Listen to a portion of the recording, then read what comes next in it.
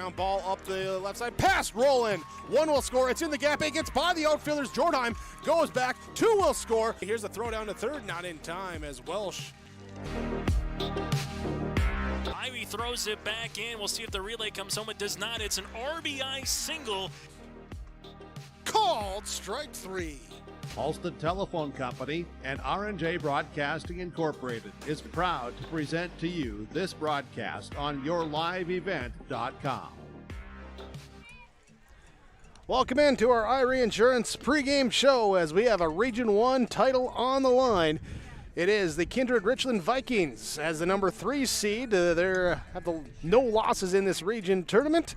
And it's the Hillsboro-Central Valley Burros as the number 2 seed. They lost in this one once. It was to Kindred-Richland, a 7-5 game back on Saturday. Winner will be the region championship. Both teams will be going to Minot for the state tournament. As we get ready for this one, a title on the line here on your Irie Insurance pregame show on yourliveevent.com. Tomorrow is happening right now. Today, more than ever, the world needs safe, secure, sustainable, and affordable sources of energy. That's why Enbridge is advancing new technologies to reduce emissions, like carbon capture and hydrogen power. By putting in the work today, we're bridging to a cleaner energy future. Tomorrow is on. Enbridge. Life takes energy.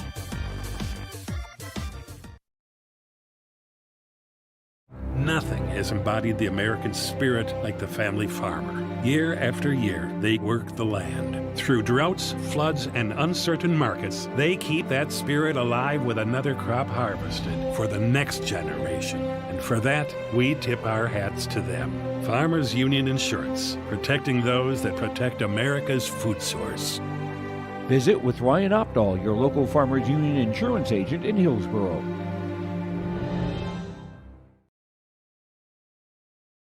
There's a new inventory of trailers at Bloomfield Enterprises of Hillsboro. You can see the latest inventory online at bloomfieldtrailers.com. Bloomfield Enterprises has a full line of Big Tex trailers. Big Tex has affordable and versatile utility trailers for all your jobs. Big Tex has a full line of products from ATV trailers to gooseneck to dump trailers and more. Call Larry at 218-368-7989 or Tim at 701-430-0877. Bloomfield Enterprises in Hillsboro.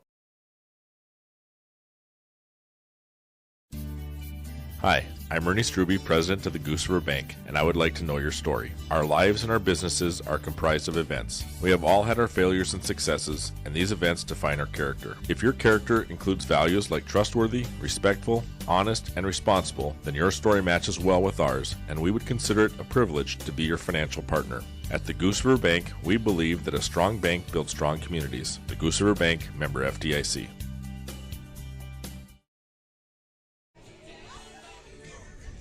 Irie Insurance pregame show for your insurance needs. Contact your local Irie Insurance agent here. Remember, for upcoming hail policies to protect your crop, Irie Insurance. Find the agent nearest you, irieins.com. Will be the Kindred-Richland Vikings and the Hillsboro-Central Valley Burros facing off for the region championship here. Two teams that have faced each other a couple times. Even run differential here. Regular season was a 4-2 victory for Hillsboro-Central Valley. That gave him the number 2 seed, but earlier in this region tournament, it was Kindred-Richland with the 7-5 victory over the Burros. So they advanced on that championship side of the bracket to where we are right now with this region title game. And, well, the party atmosphere going on right now as we had dueling renditions of happy birthday to a couple players on each team out there. We got dancing going on everywhere else as both teams, coaches kind of saying similar things as, hey, we're staying loose. We like where we're at. We're happy to be out here playing softball, and we're out here to play some good softball here with the region title on the line. Well, it's a lot different than what Thompson just had to go through in Region 2. And this is the one thing when you talk with coaches, how Region 1 is a little bit different with just the vast majority of the teams. It is double elimination, but not a true double elim because, for example, if Hillsboro-Central Valley wins, that's just one loss for Kindred. It'll be one loss for the Burros, but HCV would be technically the region champ. Where you take a look at Region 2, after losing to Mayport CG, Thompson had to come back And they hung on against Pembina County North 9-3. It was close going into that 5th and 6th innings before they broke the game a little bit open. But Thompson Mayport CG out of Region 2 softball are advancing to state. Then we know these two teams. And as you mentioned earlier, Jake, in the previous game between the Squirrels and the Burros, what this game really does represent, though, now is seed lines. HCV beat Mayport CG, beat Thompson last week. If they can beat Kindred-Richland, could they vault to a 2? Could they vault to a 3? Same thing with Kindred-Richland, beating the Vikings, beating the Burros here not once but twice potentially in the tournament. What you've done in the non-region as well, how high can Kindred-Richland go? I think it's safe to say one, if not both of these two teams should be seeded top 5 once we see from the coaches coming up. Chase, all great points. I wasn't listening. You were watching. I was watching the synchronized dancing here for the Vikings. We got the Burros in a dance circle there. That's called the wobble, by the way, Jake. Okay, the wobble. If you're too old for that. All right. Hey, I'm on TikTok. I know what's going on here. So, hey, but yeah, no, hey, seeding purposes, everything on that region title on the line. More coming up here with your iRe Insurance pregame show. Great Plains Fireworks and Sports Collectibles, Hillsboro. Fireworks and sports stuff in the same store? That's right. Great Plains Fireworks and Sports Collectibles, Hillsboro. Come in and browse the sports cards and memorabilia and fireworks at the same time. Unopened packs and boxes of sports cards, plus pre-owned cards as well. Jersey swatch, autograph cards, lots of Twins, Vikings, Wolves, Wild, Lynx, and North Stars memorabilia, bobbleheads, caps, and more. They're open Saturdays 10 to 5. Call anytime, 701-436-6140. Great Plains Fireworks and Sports Collectibles, Hillsboro.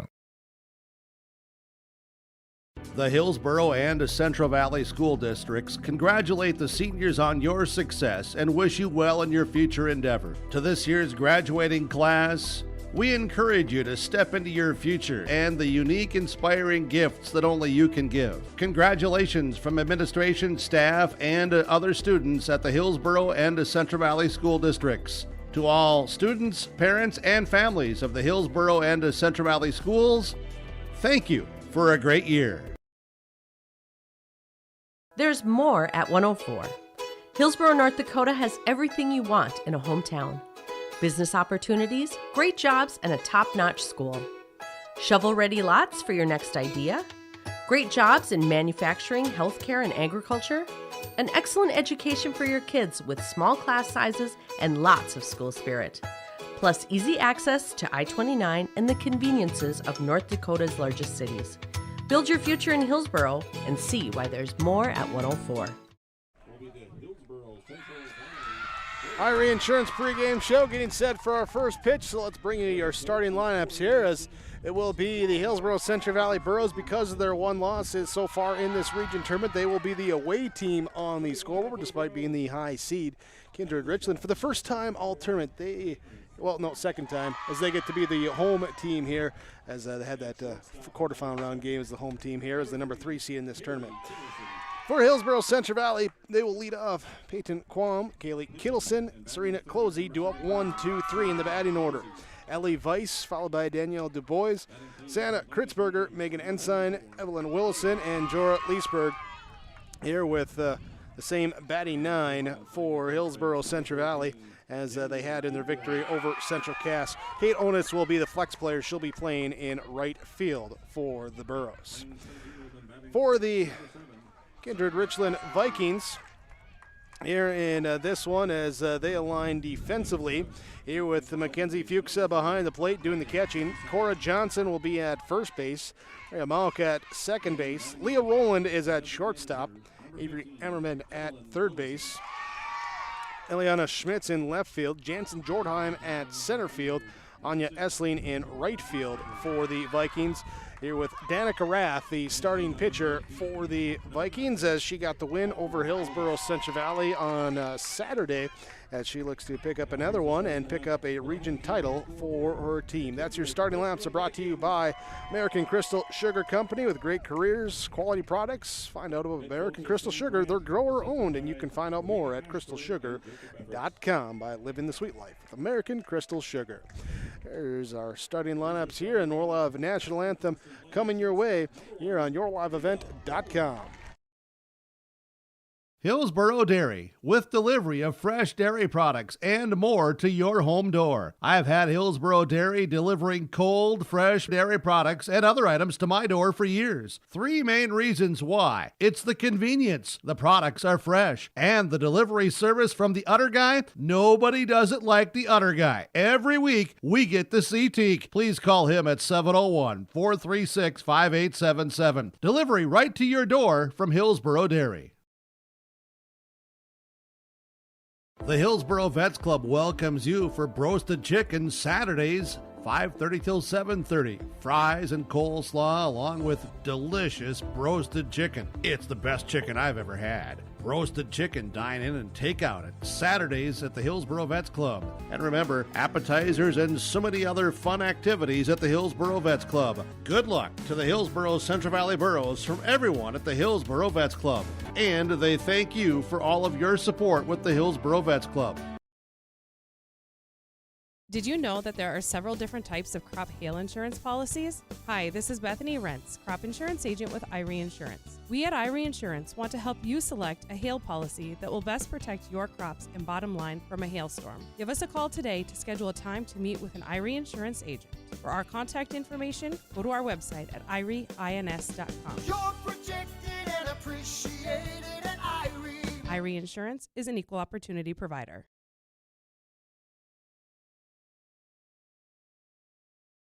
The Kindred Public School District looks to collaboratively cultivate an environment that challenges learners to reach their full potential in a student-centered, community-supported environment while building authentic relationships that promotes active engagement in learning, literacy, and life. Kindred Public Schools' mission is to educate, prepare, and maximize student potential. Kindred Public School District, student-centered, community-supported. For more info about upcoming school events and news, go online to kindred.k12.us.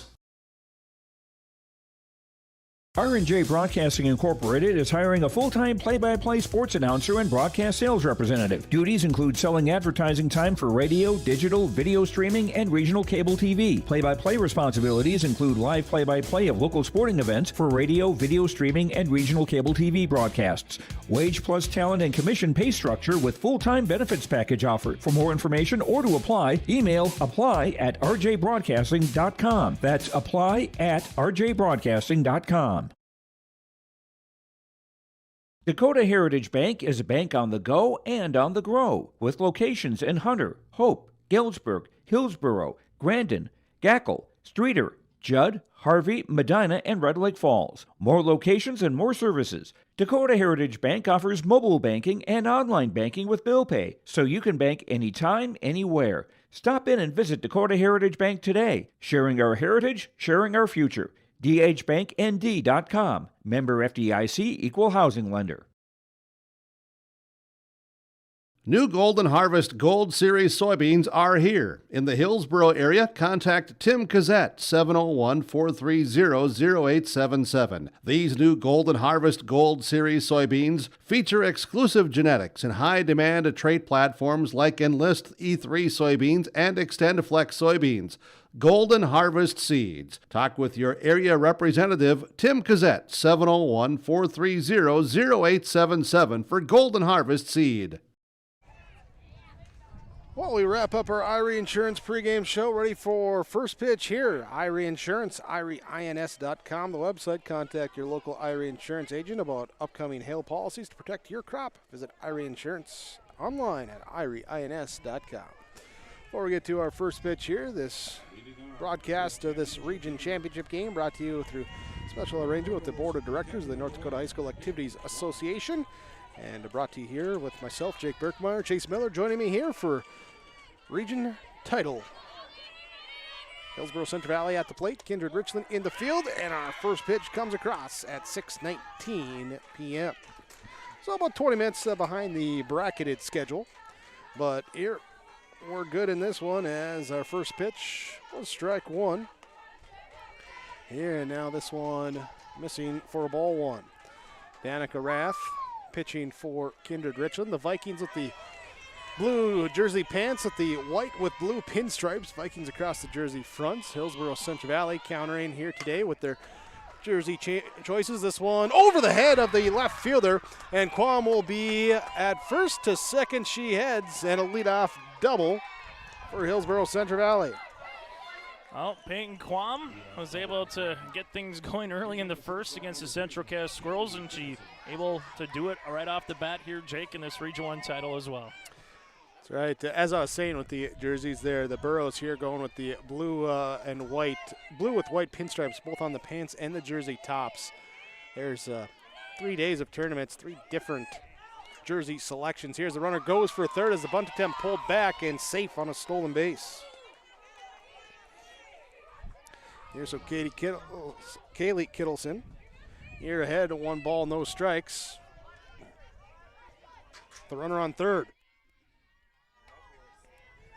And all of a sudden now, here's what Hillsboro-Central Valley did in the first and second inning against the Squirrels, manufacturing some runs across and able to get out early. And Central Cass never led in that game, thinking about it now, Jake. You know, it was either tied or it was a Burrows lead, you know, from wire to wire. And they were the visitors in that scoreboard as well. That game we're talking about with the Squirrels, the state qualifying elimination game, as Hillsboro-Central Valley defeats Central Cass.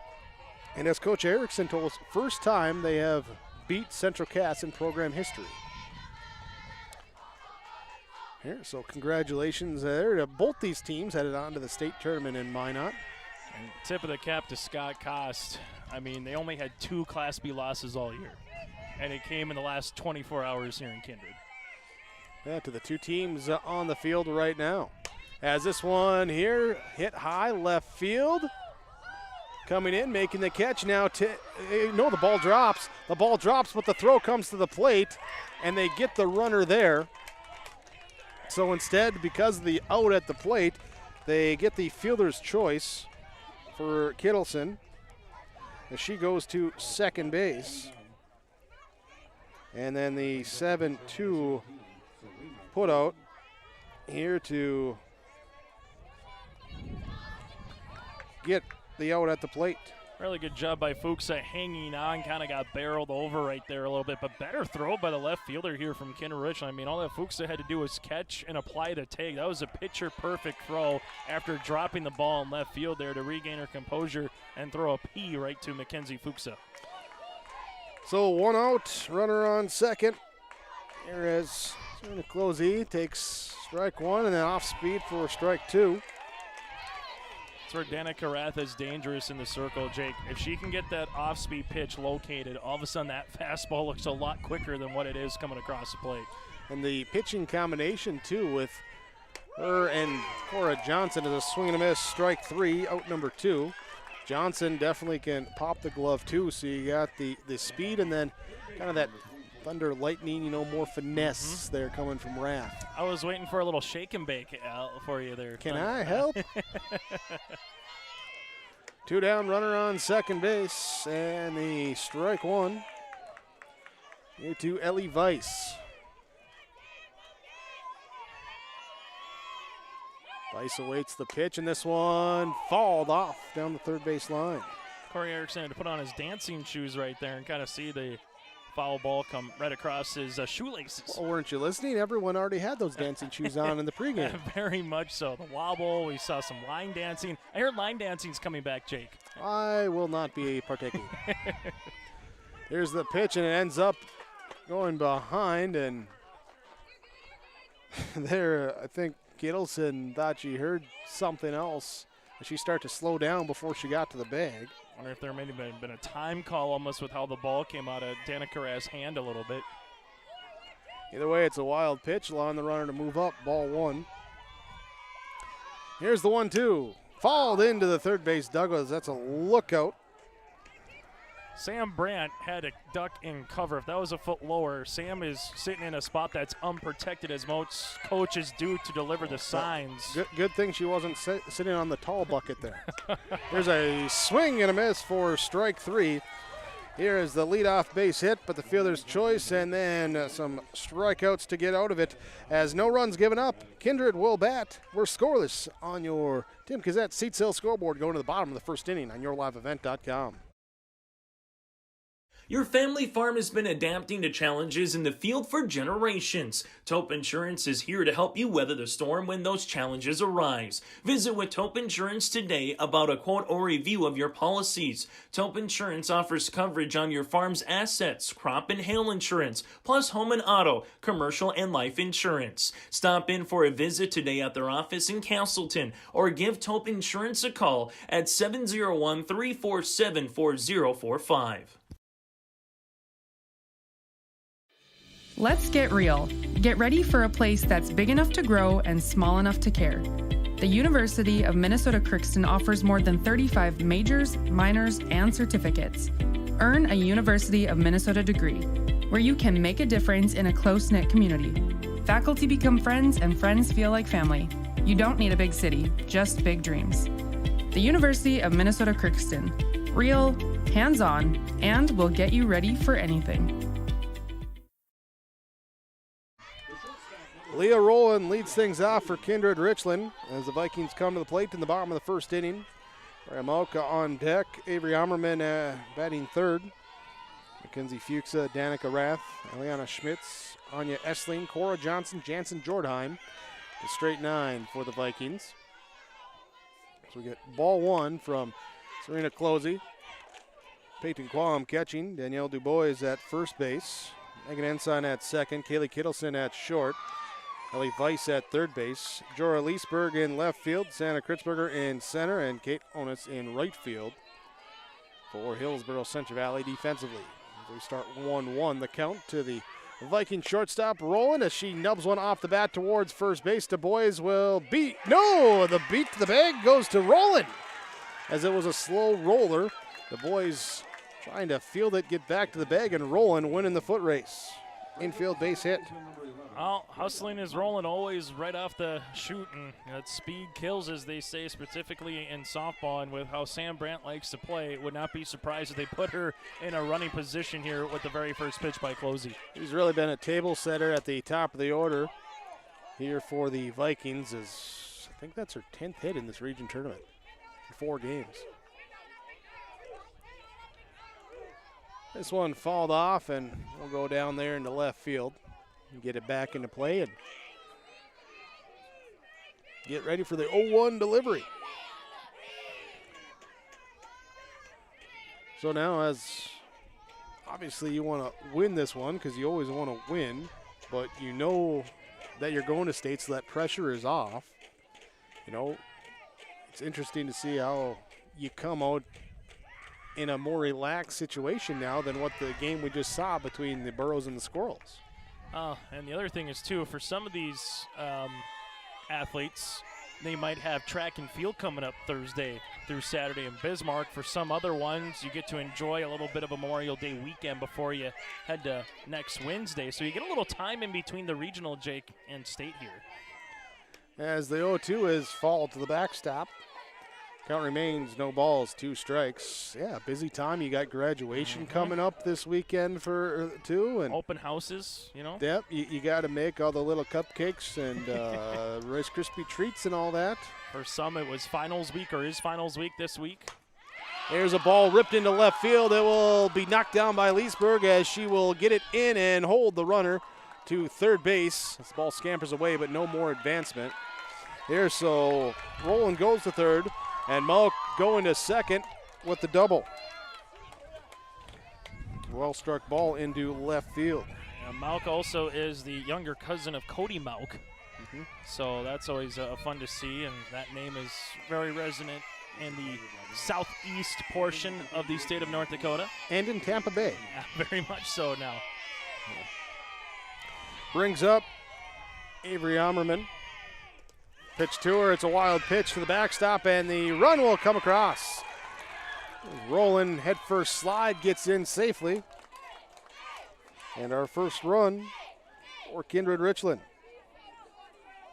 1-0 on the Golden Harvest Tim Cassette seat sale scoreboard. That's something we saw only once against Central Cass from Closey, was a wild pitch or a pass ball, something that comes back. But again, a speed on the base pass here for the Kindred-Richland Vikings. They take the lead, and now we'll see how Kindred-Richland can go across here in this championship game, keep that line moving. We'll see with Closey, too, over 100 pitches. There's this one ripped into right field over the head of Onus, and we're going to see how many Averman takes. She'll score 1 run. She's on her way to third, and they're saying dive in safe. Now the ball rolls away. She's going to come home, and she'll dive in safe there. So slide it in safe twice on an inside the Parker. There is the 2-run score, make it 3-0. Yeah, Ammerman, nice little inside out swing to shoot that one to right center field, and then a little bit of that throwing error, you would say, call it a triple with an error, little league home run. But regardless, Ammerman is hustling, and she's getting to third base. She's coming around, but with that throwing error, you just missed the cutoff, man, and it continued to go. And Sam, as she was sliding, said, "Get up, go, go, go." You could see her right away kind of saying, "Get up," and continue to run. And Ammerman, she's got that nice white Vikings uniform really dirty right now here with a slide at third and a slide at home.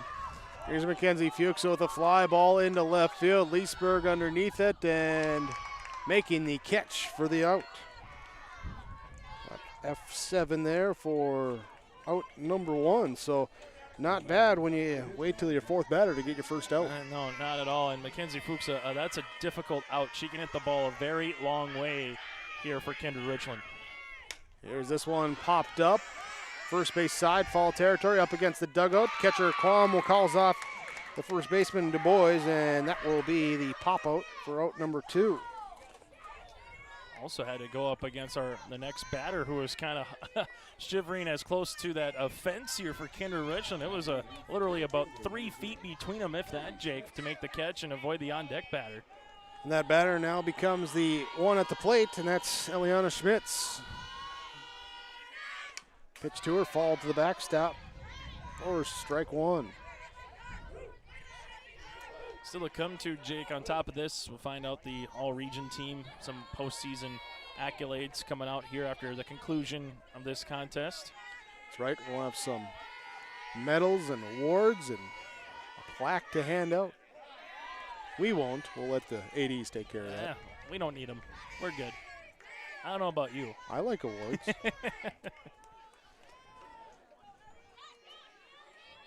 Here's Serena Closey. Delivers the 0-1. This one falled off out of play.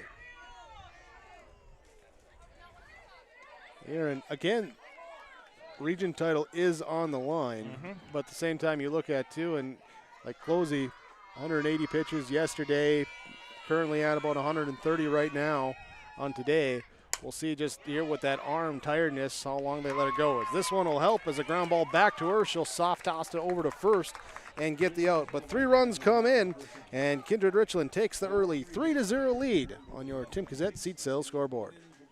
The Hillsboro and Central Valley School Districts congratulate the seniors on your success and wish you well in your future endeavor. To this year's graduating class, we encourage you to step into your future and the unique, inspiring gifts that only you can give. Congratulations from administration, staff, and other students at the Hillsboro and Central Valley School Districts. To all students, parents, and families of the Hillsboro and Central Valley Schools, thank you for a great year.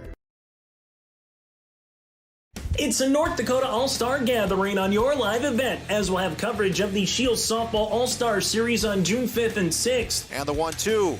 Hit on the ground. It's going to sneak through the middle for a base hit. The Optimist Volleyball Series on June 12th and 13th. This one comes Olivia Vetter, back set, blocked at the net. Plus the Lions All-Star Basketball Series on July 10th and 11th. Now it's with Class A. Here's Michael Nile with the windmill duck. For more information, go to yourliveevent.com. Hillsboro-Central Valley at the plate, trailing 3-0 as we head to the top of the second with the 5, 6, 7 batters. Danielle Du Bois leading things off with a ball 1 from Danica Rath. And ball 2, Rath missing inside. Anna Kritzberger making an ensign on deck in the hole for the Burros. This one fall down the first base line into the viewing section. Speaking of down the first base line, we got some golf carts down there, some kids on the back where the golf clubs would be hanging up top. A little bit of shade area if you can provide some shade. Yeah, that hazy cloud cover there has kind of kept the bulk of the sun off, but still nice to have that nice comfortable golf seat. Here's now a 2-2 pitch upcoming from Danica Rath. As she'll rock and deliver, and this one strained out into right field. Going back is Essling, and she will make the catch for out number 1. I feel like my sunglasses are in a World of Outlaw race or a horse race with the amount of dirt that's been coming in. Need to like get some windshield wipers, if you will. Yeah, I know exactly what you're talking about. I'm looking at you with your glasses, Jake, a little bit yes. on that one. Would you like some Windex? So, something, yeah. I'm just glad, though, because it's keeping it out of my eye. That's the main thing. Yeah. It's the only reason I'm wearing the sunglasses, too. Ball 1 to Santa Kritzberger. Here's Danica Rath delivers, and this one up high for a ball. And Mayport CG will represent Region 2 here in the Class B softball tournament coming up in Minot. And missing ball 1, they are the Region 2 champion. And I believe it did go final. Thompson picking up the win, right? It's over Pembina County North. Yes, 9-3. Here's a walk to fill first base. There's Megan Ensign will come to the plate. State tournament reminder, Jake, here's how it's going to look at 11 o'clock in the morning next Thursday. The 2 seed plays at 11 against a random draw. The 3 seed plays at 1 versus a random draw. 1 seed plays at 4 against a random draw. Then the 4-5 game at 6 o'clock next Thursday from the Magic City. Looking out around the state, too, Region 3, they're playing both these games at the same time, so I don't have a Renville County versus Ray score, but Deluxe Burlington defeating number 3 Botno 4-3. Yeah, they're in Region 3. So Rugby and Botno will play here coming up shortly, or maybe they're underway there at the Minot South Hill Complex. Here's a ball hit into center field and tracked down by Jansen Jordheim in center to get the out. Ensign flies out for out number 2. And Deluxe Burlington, the Lakers have been a staple out west for quite some time. They've been a team that's had a chance to win a title out west. Obviously, a lot of people waiting to see what Renville County Ray looks like, and also Beulah, the number 1 overall seed in their respective region, in Region 4 too. Jake, the Miners, an awfully good team from start to finish so far this year. And they took on Wilton Wing today at 1, but I haven't seen any score on that one. Here, so they 1-0 now to Evelyn Willison. And she'll golf one here into right field, and that will be caught by Essling for the out. So the walk does no damage as no runs come across, and Kindred-Richland stays on top 3-0 over Hillsboro-Central Valley. Your Golden Harvest Tim Kazette seat sales scoreboard. Halstead Telephone knows we all like choices. You can choose to have communication and data services up to 1 gigabit over a reliable state-of-the-art fiber optic network. And you can choose to have the same great services available town or country with local service and support. You can choose to have an individual service or bundle. You can choose to avoid tricky promotional pricing. You can choose unlimited data. The choice seems clear. Choose Halstead Telephone, broadband voice TV. 1-800-457-2125. This is Chris from RDK Enterprises, your local precision planting dealer. Say thank you to the farmers you come into contact with every day. They have chosen a career that is as much their deep passion as it is an absolute necessity for you and I. Spring is upon us and there will be farm equipment on the roads. Give them your patience and room to do their jobs. Trust me, they would rather be off the road working in their field than dealing with traffic. From all of us here at RDK Enterprises, we say thank you and have a safe spring. Anya Essling leads things off for Kindred-Richland. The Vikings come up here in the second inning, leading 3-0.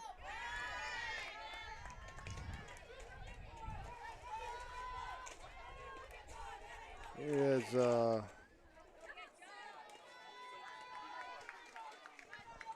left to check their chase. There's we get a pop-up in the middle infield. if that see that on the other side, that blue cord? That needs to get plugged in there so that we can power that camera there. Oh, Otherwise, okay. it's about to die in about 20 seconds. All right. All right, as we get out number 1. Here is this one hit to right center field and held on for the catch. Going down to the slide. There in the out, Kritzberger making the play in center field.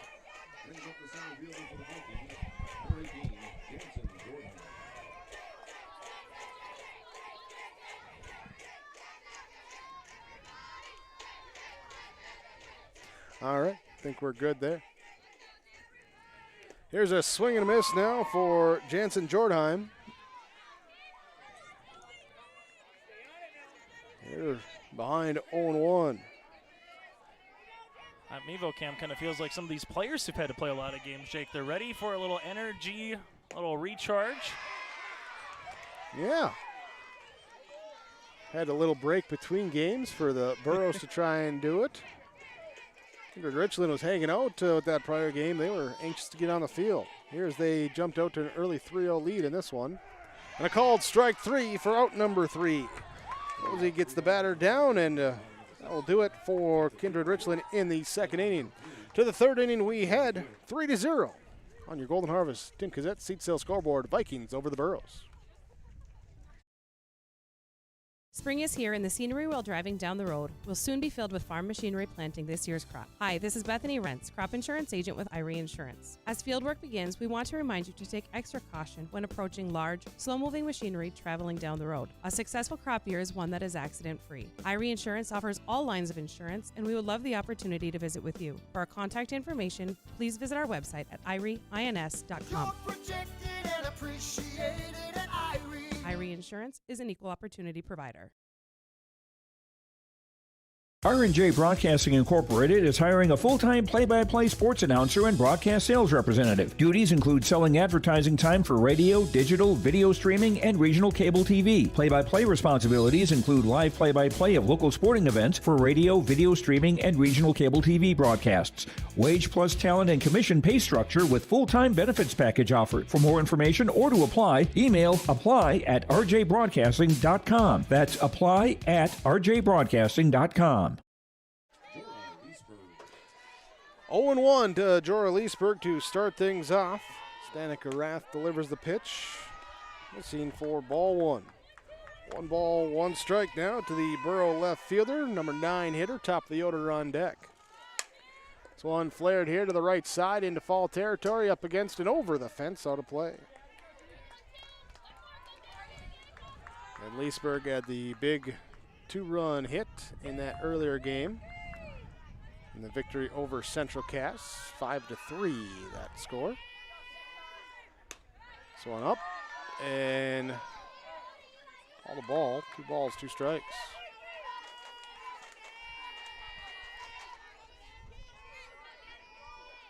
This one low in the dirt.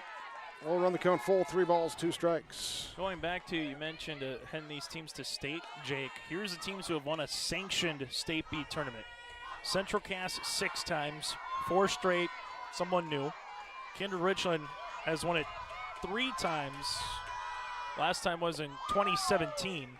And then Enderlin Maple Valley won the very first one back in 2012. So it's been this area that has owned Class B softball in the state of North Dakota. And a number of those times it was a couple of those teams playing each other. Correct, yep. Central Cass, Enderlin Maple Valley, they played each other the first 2 years in 2012 and 2013. Bunt shown now here by Peyton Quam as it's bunted foul back behind her. And last year, Kindred-Richland, they only had Maddie Burchell, who was the lone senior on their team, able to make it all the way to that state championship game. So you knew coming back that they were going to be pretty good, and you knew HCV, when the year started talking with some coaches, that they were going to be a team that was going to be in the upper echelon in Region 3, just a matter of how everything broke out for a chance to get to state. And the Burros with Closey on the mound was able to show you some really good defensive plays in that 6th inning, and they got up early and kind of went to fruition what some of the coaches said, that, hey, the Burros could easily find a way to make it to state, and they were able to do so. And they had to go through the team that has been number one, for many years to do it. As this one off the helmet and a bean ball for a free pass. There, and that will put runners on first and second now. Kaylee Kittleson will come up. She hit into what ended up being a fielder's choice, as the Vikings did get the runner out at home on the ball hit to left field. They're trying to tag up and then it dropping in, but a good throw home from left fielder Schmitz to get the out. Here's a strike to Kittleson. Hillsboro-Central Valley defensively, and now in this inning a little more offensively, as this one infield fly going to be called. Here out behind second base, it's going to be the shortstop Roland calling everyone off. Kittleson hits into the infield fly.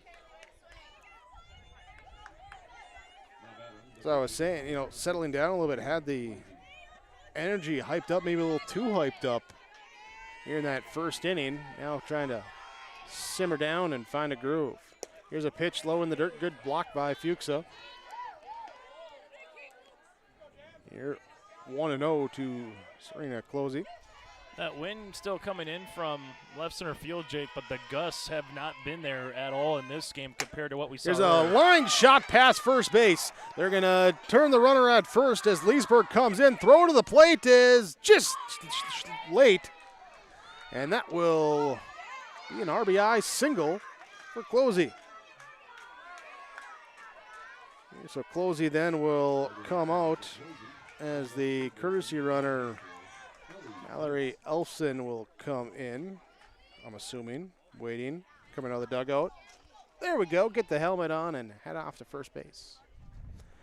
So while that runner comes out, there will be a quick meeting in the circle for the Vikings. There's Ellie Weiss will come to the plate. Good hit by Closey, kind of waiting back on that baseball, able to shoot it past the first baseman there, drive in the run, and all of a sudden now the Burros are doing something they haven't done in the first and second, and that's put consecutive, really quality at-bats together here against Anna Caratha in the circle here, Jake, and able to put the ball in play a little bit on top of it. Now a chance to possibly get back within one, tie the game, or even take the lead here in the third inning. Aaron trying to move some runners in. Ellie Weiss had a big hit in the first here. Runner goes for a second. Throw down is cut off. And Elfson will be in with a stolen base. Putting two runners in scoring position.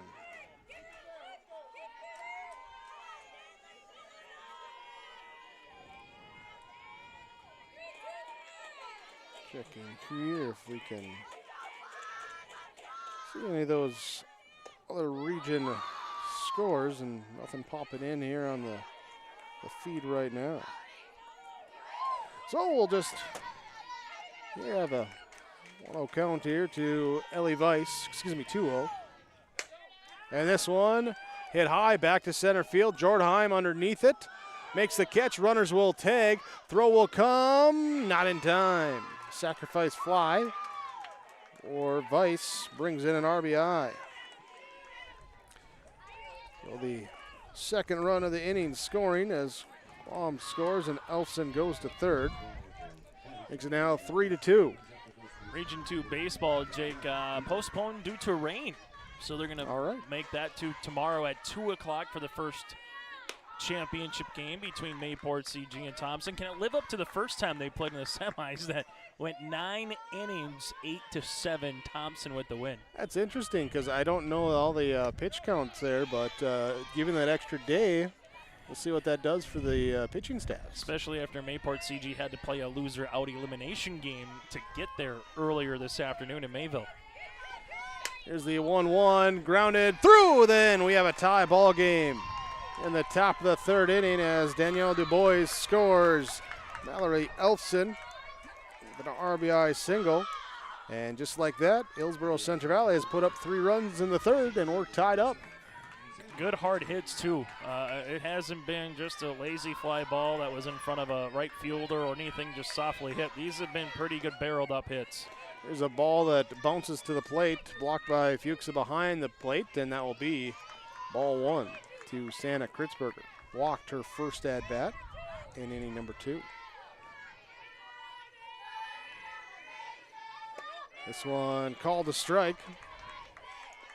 Good for Kritzberger, even count, now 1 ball, 1 strike. A pair of hits and a walk this inning. As this one knocked down at third, throw across the diamond to first is in time as Auerman gets it to Johnson. 3 runs come across, though, tie things up at 3-3 on your Golden Harvest Tim Cassette Seat Sale scoreboard. Kindred-Richland will bat when we come back on yourliveevent.com. Trail District Health Unit is here to provide you with health and wellness services, including health education, blood sugar and hemoglobin screenings, blood pressure checks, vaccinations, free COVID home tests, vision and hearing screenings, home care visits, limited-term medical equipment, and more. Contact Trail District Health for information about childhood or adult immunizations and where you can get them. Call Trail District Health Unit at 701-636-4434. Trail District Health is here to prevent, promote, and protect.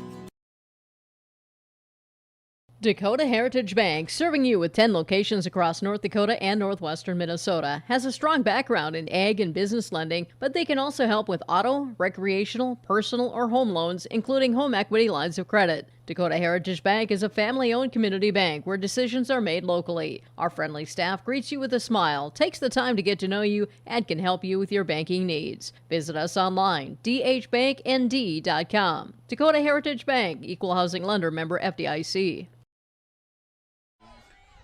The bottom of the 3rd inning with Kindred-Richland at the plate. They have the top of the order coming up. Rowland singled, scored a run in that 3-run first inning. She'll take the first pitch, ball 1. Rowland, Mark Ammerman for the Kindred-Richland Vikings. This one smoked through the left side of the infield. And Rowland continues her hot hitting, picking up another base hit. Oh, Rowland, well, right what she did to lead things off in the bottom of the first inning is Billy Bean used to tell Scott Hatteberg in the movie Moneyball, you hitting machine. That's what Rowland is right now. Pitch up high now as the runner goes halfway. Quam will come out of the coach, run the ball back to the pitcher, Closey. They're keeping her at first base. Mauk batting. Here she doubled her first at bat and then had a run or scored a run on the next batter's Ammerman's triple. Starting ahead 2-0. Really enjoyable night right now. Nice, cool, the wind, the heavy wind dying down, the nice gentle breeze coming across. Good temperature. You know, still got a little bit of that sun, even though it's kind of, you know, hazy, clouding it, you know. But this is one of those good nights at the ballpark. Both these teams are having a good night too, as they're both going to the state tournament, as we get a pitch, ball 4 to send Malk down to first base. This is the definition of having a barbecue outside and then later with a bonfire. This is what it kind of feels like. I didn't know you were making ribs. Oh, maybe I'm glad later. you are, but. Would you like that? Would you like something smoked? Are we talking chicken? What are we talking, brisket? Oh, we don't got time for brisket, but yes. Here's a pitch in the dirt. Runner breaks for third, and then trailing behind, Malk will get in at second as well. Rowland opportunistic there. Didn't really get away from the catcher Quam, but here she used that speed to advance here to third base. Defense will play in all around for the Burros as this one is golfed into center field, and that will score 2 as the ball is slightly misplayed in center field. This throw will come in and not in time as it gets away and allows the runner to move up to third base. So Ammerman with a 2 RBI single. Scoring rolling from third. Mouk scores from second. And Arman on her horse goes to third on the throwing error. And that will put her aboard there. Now 5-3. Kindred-Richland with the lead over Hillsboro-Central Valley. Bottom of the third inning. Still nobody out. There's the pitch low for a ball. This third inning starting very similar to the first inning for Kindred-Richland when they scored 3 runs. Both teams have put some runners on base and put some runners on in here in the third. Arman right now with 3 RBIs too. This one popped high. Arman looks to tag as it drifting out of play. What I like about softball and opportunities here with the third base coaches, we've seen it from Scott Kost today, Corey Erickson, and Sam Brandt. When there's a foul ball with a runner on third with less than 2 outs, it's the runner who stays and doesn't even look to see if it's going to be caught. It's almost like a 100-meter dash waiting for the gun to go off. And instead of, you're hearing the sound, you're hearing your coach go, wait, go, down that line. So really good communication right off the bat with what we saw from Sam and Avery there at third base on that last foul ball. Just got to make sure that you don't go too quickly. Here's the pitch up high for a ball. 3 balls, 1 strike to Mackenzie Fuchsa. Flew out her first at bat.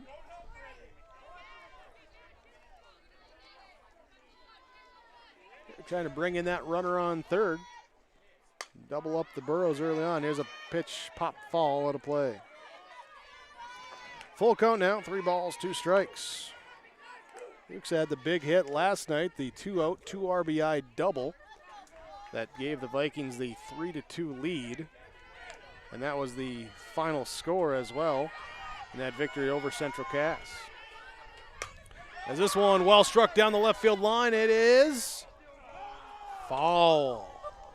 Had a lot of distance on it, but also had a little hooking to it as well. Slicing there. We saw Mackenzie Fuchs a couple weeks ago against Northern Cass hit it over the scoreboard and left. Yeah, she got some power. She's got a ton of power. This is one player that you kind of circle and say, don't lift something out to drive against Fuchs. And with that wind dying down, that left field fence looks a little closer to some of the power hitters as well. Ball in the dirt is ball 4, and now going for second base. But with the runner on third, they'll cut off, and now the throw comes back to home, and it is out at the plate. Now to third, and the throw goes into left field. Fuchs is going to come around, and she'll score as the ball gets away. So Fuchsa walks, steals second base. Ammerman is out at the plate on the 2-1-6-2. And then Fuchsa will come in to score on a throwing error as the ball goes into left field. So 3 runs have scored for Kindred-Richland, and it is once again a 3-run margin at 6-3. Here's so a little Keystone Cops action out there a little bit. As it was kind of here, we're going there. Now what's going on? But good to get the runner there out at home on a good relay throw back from Kittleson. The one thing, though, if you don't call time right away as a pitcher on that particular play on the walk, if you don't hear it, you're going to have a code word by the third base or first base or the dugout, right? You're going to say something that allows you as a runner. That play is always on with the runner at third to see if you can kind of get a cheap one. It's kind of backyard baseball. If you and I are playing, 6, 7 years old, how do you try to find ways to get in? But, again, if you don't call time, the ball is still live and in play. So against a team like this, you got to be ready at any time with Kindred-Richland on the base pass. Well, we saw last night in the, it was the Hillsboro-Central Valley Northern Cass game there last night. A Jaguar runner, the Burrows were trying to appeal that she had stopped her momentum. You have to keep her momentum, go right to second base if that's what you're going to choose to do. Ultimately their appeal was denied and the runner was safe at second. But what Sam Brandt wanted in that situation worked. Yeah, she got an out, but she ultimately got a run in, even though it was Mackenzie who had to go around the carousel. And now the 2-1 swung at and missed. for a 2-2 count. One down, base is empty in this bottom of inning number 3. I'm going to ask in your softball bingo card if we've seen everything so far. Do we got a bingo? Do we got a blackout yet on our bingo card? Well, here we're going to get a fly ball out of play. We've had that a few times. Oh. Suicide squeeze. Safety squeeze, had that on Saturday. Okay. We've had the outfield assist now. You've had the home run you've mentioned Grand before. slam, actually. We've had triples, we've had doubles, we've had a lot of singles. Here's a ball spinning in the dirt foul.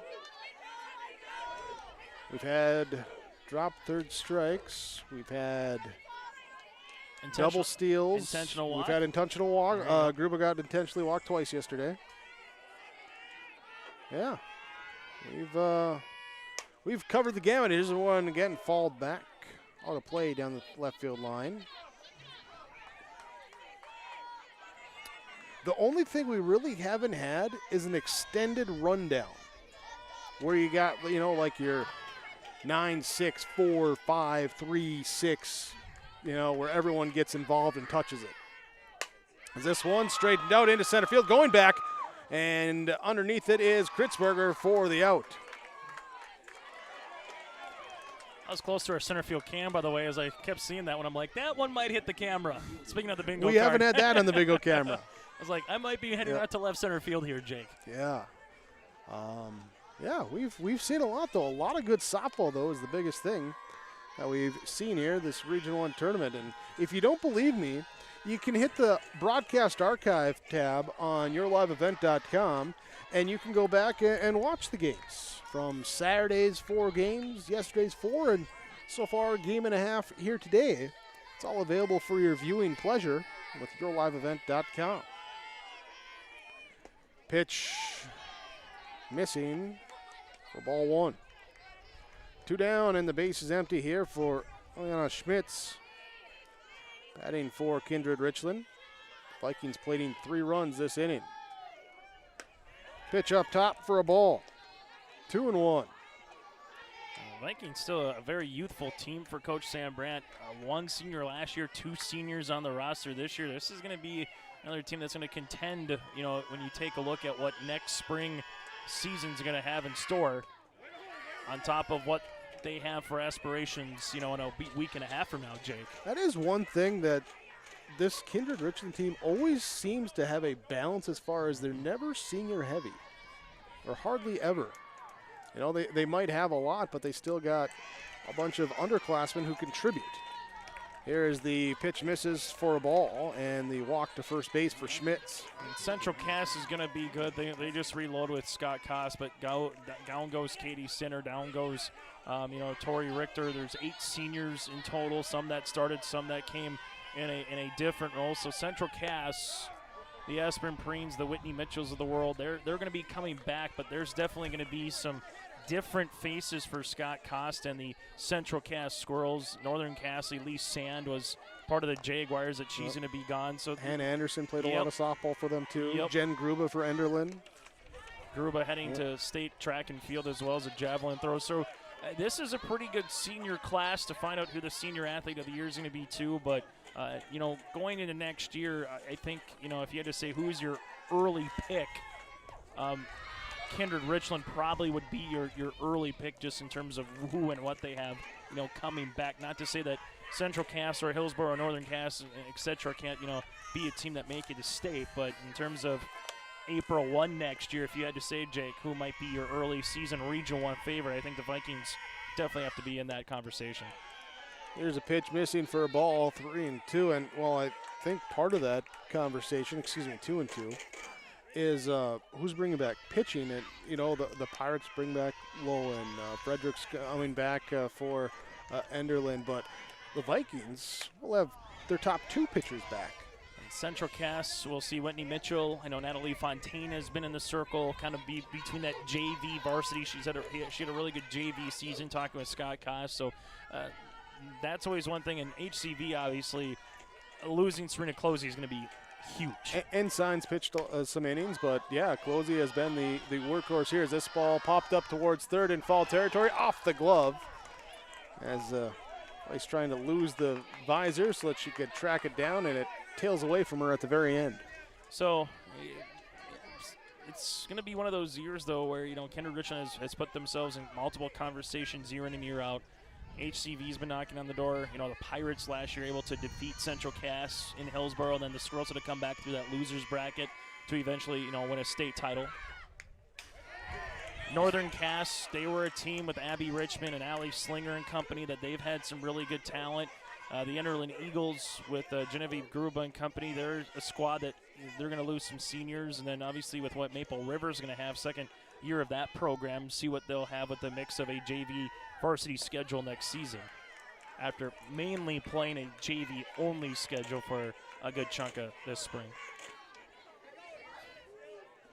Have we heard any rumors of any other teams possibly looking to jump in? Not to this point yet, at least in this region.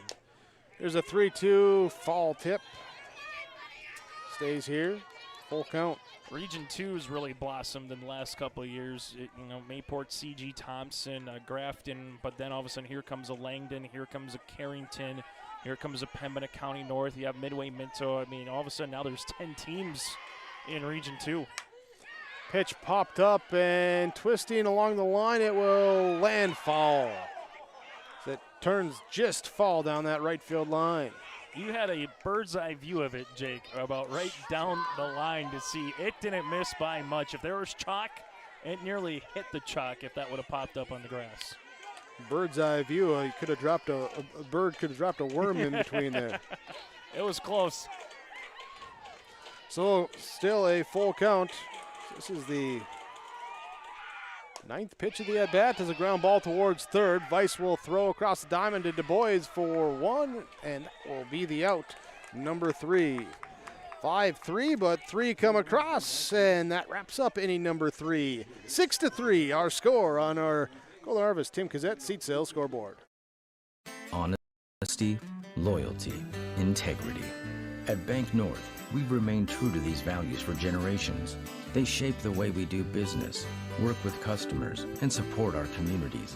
We've been here for more than a century, helping people grow farms and businesses, finance homes, and pursue their dreams. It's values-based banking, and it's all about working together to strengthen the common threads that bind us together.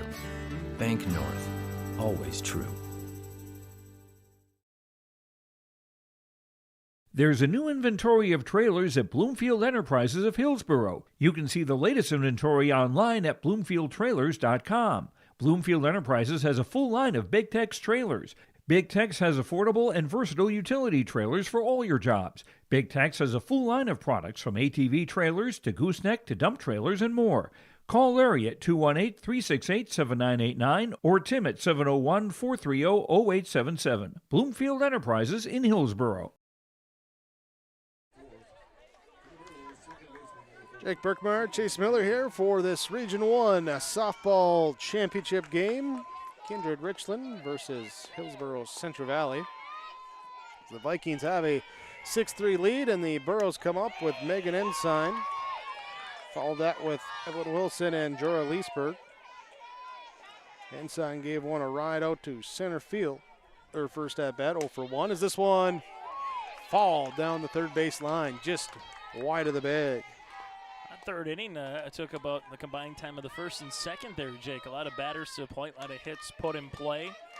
Mentioned about HCV, their second game here, the second straight day that they played 2. A lot of innings for them here as 0-2 hole. Sam Brandt wanted that for a strike 3 right there. She was up off her coach's chair, if you will, thinking that they got the off-speed pitch in there for a strike. Here's the pitch, is fouled to the backstop. 1 ball, 2 strikes, it remains. Kindred-Richland, Hillsboro-Central Valley both coming into this Region 1 tournament with identical 6-3 records. The difference being the Burros' head-to-head victory over the Vikings for their seeding. In Region 1 play. Sorry, used to, yep. Yep. Which is funny because look at what the score is right now, Jake. That's right. Here's the pitch is popped up and drifting to the third base side in foul territory. Ammerman is there for the out. But Velvet Drake and Moose beat Kindred-Richland when they came down here for a triangular. HCV able to get a couple non-region games and played a little bit as part of that mid-season madness on the north end of Fargo as well, that they had to go through some Mother Nature and rain for some of those games on the north end of town in Fargo. So overall record here, Kindred-Richland trying to hit the double-digit mark of the wins on the season. I like behind us how you get some of the farm machinery making its way through. Oh yeah, we got planters going behind right now. In Enderlin, you have trains, and everywhere else out in the country, you got some spring planting to finish up. Just swing and a miss at the 1-1. Make it a 1-2. Here's Evelyn Willison, flew out her first at bat, and this one bounces to the plate. Even count, 2 balls, 2 strikes. Again, third time that these two have faced each other, as this is there in fair territory down the line, and it will be a double. Picking up the double for Willison, the designated player gets aboard. Nice swing by Willison, waiting back on that pitch, able to shoot it to right field here, and all of a sudden now the Burros have a chance, and Leesburg, who might have made the play of the game against these Central Cass Squirrels, coming up to the plate.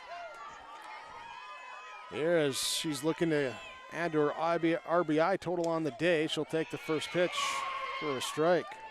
Misspoke when I said the third time that the Vikings and Burros have, it's the fourth time.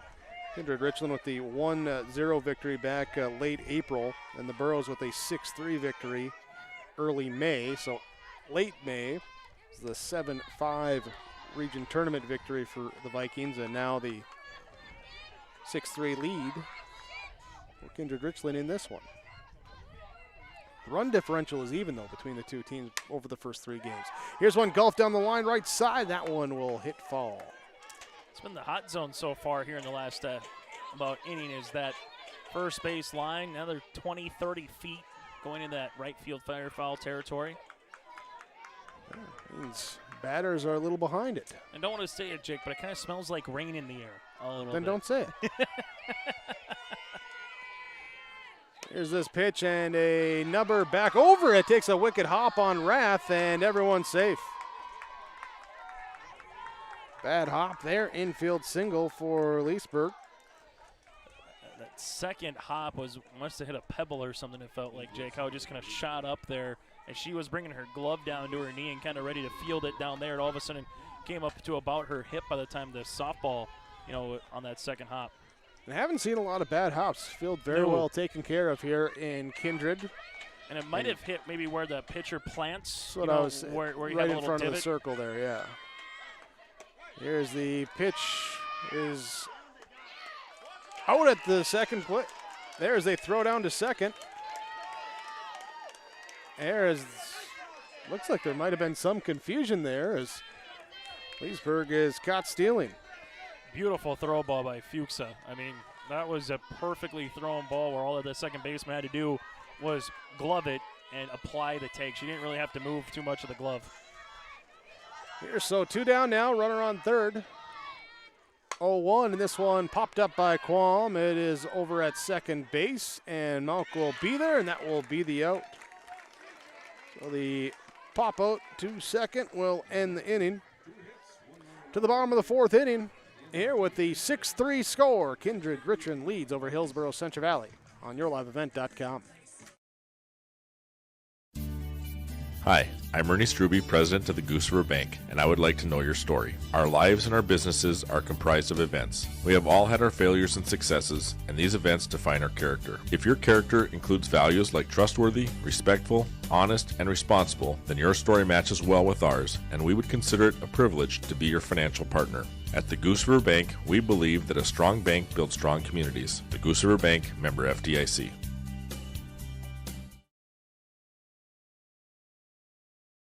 There's more at 104. Hillsboro, North Dakota has everything you need on your next road trip: food, fuel, fun, and family-friendly activities. Stop by and fill up your tank or grab a bite to eat. Have a blast at Goose River Golf Club, the swimming pool, or one of our beautiful parks. There's even ice skating and cross-country skiing. Take in the sights or stay the night so you don't miss a thing. Experience Hillsboro and see why there's more at 104. The Hillsboro-Central Valley Booster Club is made up of parents, fans, and community members who work together to build team and community spirit. The Hillsboro-Central Valley Booster Club supports Hillsboro and Central Valley students in their school activities, and they encourage all students to be involved in the activities at your school. The Hillsboro-Central Valley Booster Club takes great pride in uniting the communities to support the boroughs. Congratulations to the area graduates, and best of luck in your future endeavors from the Hillsboro-Central Valley Booster Club. Substitutions here, pitching-wise, for Hillsboro-Central Valley. Megan Ensign will come into pitch. Morgan Potasic will come in at second base, replacing Ensign. And Potasic will be in the designated player spot for Willison. So we'll double check here exactly how things work out with the batting order as well, too. I get confused sometimes when you separate the DP and the flex and how you can move stuff around like that. You move, and we've seen it happen in tournaments here recently in Region 1 too, Jake, how you move stuff around a little bit. Sometimes it's maybe trying to get seniors in late in the game if you're trying to move someone in, but if you're caught with it from the opposing team and it's not in the right batting order and moving people through, you can have an out against you at a certain time. I saw that yesterday. Had an illegal batter. Add that to the bingo card. So, and we saw that also last season in Hillsboro as well. So those are just certain things where, again, who you bring in, how do you bring them out, courtesy run, all that type of stuff comes into play at the end of the day. Here, 3 balls, 1 strike. Here to the leadoff batter, Cora Johnson. And then Jansen Jordheim, top of the order with Leah Rowland ready to come up. Ball tip, full count, 3 balls, 2 strikes. Is bottom of inning number 4. So Closey giving up 3 runs in the first game, giving up 6 runs here in game number 2. But getting a chance to rest that right arm now. And this pitch runs inside and hits her. So the hit by the pitch puts a runner aboard at first base. And if you're Corey, too, as much as the Burros want to win this game, as we mentioned earlier, it's also about making sure you still have players and particularly protecting someone who's thrown a ton of pitches in a short amount of time and a lot of pitches as well, Jake, this season here in Closey in the circle. Yeah, about 400 since Saturday. There's a ground ball past third base into left field. The runner will hold at second base. It's a single for Jansen Jordheim. She joins the hit column here today for the Vikings, now with 6 hits in the game. 2 of them from Leah Rowland, who comes up to bat right now. She singled twice, and scored 2 runs. They're now facing Megan Ensign in the pitching circle for Hillsboro-Central Valley. We set the defense after this pitch as it comes up high for a ball. Megan Ensign pitching, Peyton Quam catching, Danielle Dubois at first base, Morgan Potasic at second, Kaylee Kittleson at shortstop, Ellie Weiss at third, Troy Leesberg at left field, Sana Kritzberger in center, and Kate Onus in right field here for the Burros. Here's the pitch popped up. Infield fly rule is in effect, and Rowland will pop out to the shortstop, Kittleson. We have seen a lot of infield fly rules being called here over the 3 days. That's something that you don't usually see a lot. Runners in scoring position and just some good pitches that are being thrown to kind of get that batter to come up underneath it enough and, just instead of lining a ball somewhere. And something that's a little bit different too, maybe slap hitters, at different times through softball. Sometimes you have A really good slap hitter that's at the plate. We haven't seen that really as much, I think, in recent years in the high school game. Hawk will take the pitch for a called strike. 1 ball, 1 strike. It's one thing I always remember in softball, particularly at the college game, right? You see that batter take a step or two, 5-6 years ago. You saw a ton of just batters take a step, slap it, somewhere and try to, hit it past the opposition. Or if they're a right-handed batter, you might shoot it to first. If you're a left-handed batter, you can kind of shoot it between second and third. Kind of like that Ichiro slap. A little bit, yeah. Ichiro had power, he just never wanted to use it. He just put the ball on the ground and used his speed. Oh, he had speed, so use that. Here's a 1-2 delivery now, up high for a ball. Even count, 2 balls, 2 strikes. And speaking of Kindred-Richland, a lot of people know it, but Abby Dukeshire for Alabama never, during her high school career ever played because she was on a travel softball team. But a player who was pretty good in a lot of other sports here. Yeah, I'm down at Alabama for softball. Mm-hmm. She came on her senior season. Her, Paul Olson, Jaden Peraza and company say, yeah, let's do track and field. And all of a sudden, finish top 5. Jaden Olson gets a scholarship. Paul Olson, excuse me. Here's the pitch, fouled off. It is kind of crazy. Paul Olson never came out for track and field until his senior year because of some crummy weather, and decided, let's do it because couldn't get on the golf course as much. Well, he wasn't playing AAU either. Yeah, breaks a school record. In his first meet. Yep, and then able to go over 6 foot in the state track meet on the high jump.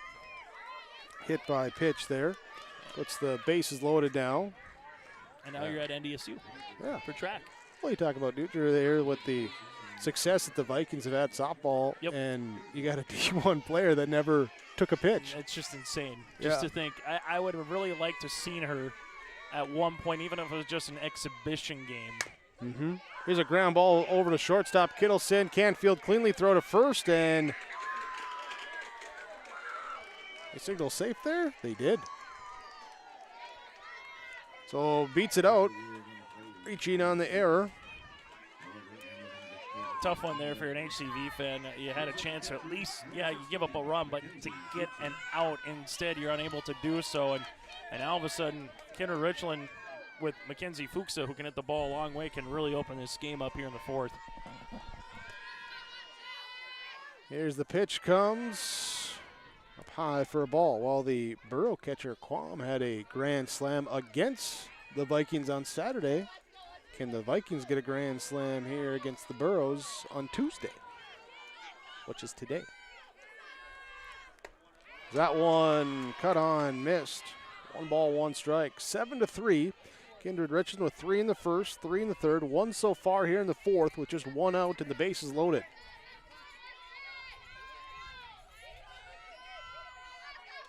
Here comes the pitch from Ensign. This one popped up. Infield fly called. Back to the pitcher, Ensign.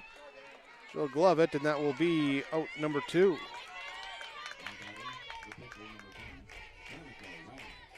I talked about the infield flies, but 2 in the inning now. That's both outs of this inning. So brings up Danica Rath. There's the first pitch to her. There's a ball 1.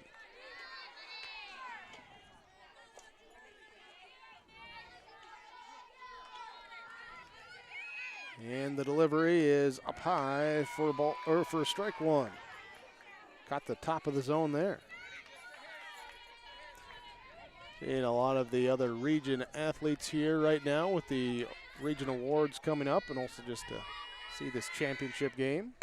The ground ball fall down the third base side.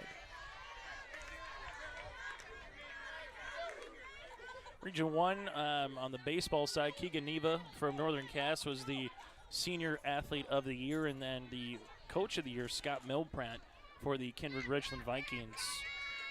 Kindred-Richland actually had the most all-region players on the baseball side with 4 Jake. The Northern Cass and Central Cass had 3 respectively for the Jakes and the Squirrels.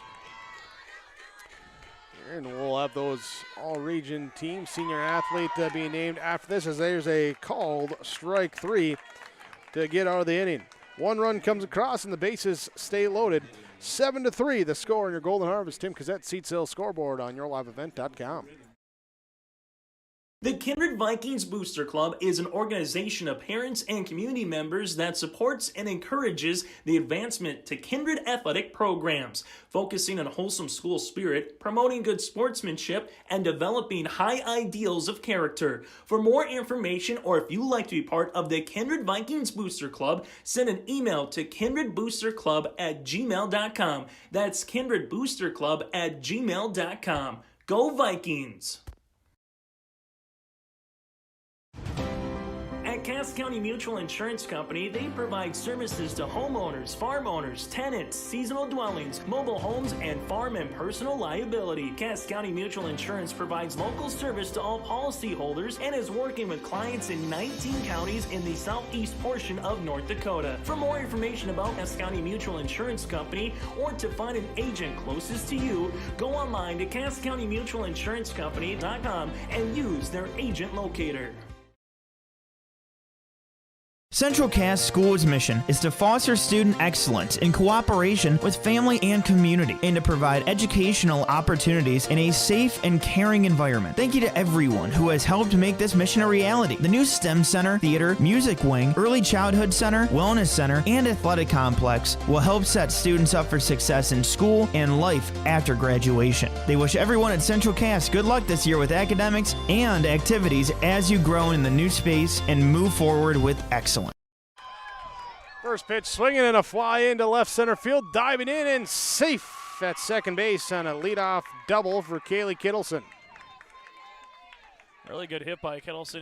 That's probably one of the better hits that we've seen off of Rath. It sounded good right from the plate, and now you bring someone like Serena Closey at the dish who can do a little bit of everything here for the Burros, both at the plate and on in the circle. Here, so runner aboard right away. Here comes now Closey trying to see what she can do with Closey staying in as the designated player in the lineup, so still hitting here in this 3 spot. So the pitch is low for a ball. It's got to be a lot of fun for both of these teams, though. Jake, you mentioned it earlier in the pregame show how loose both teams were for a championship game, knowing that no matter the outcome that you're heading to Minot next Thursday through Saturday. But also at the end of the day, you want to be called the region champ. You know, you want to be able to say that you've won a region title, and you were able to do so in the fashion of winning, heading up north and going to Minot next week. And top that off, too, for the Vikings, want to win on the final time on your home field this year. You know, as the host team. As we see it kind of rotate around a little bit. And looks like we're going to have a sub out there and a runner. Looks like Casey Hong's going to come in as a pinch runner.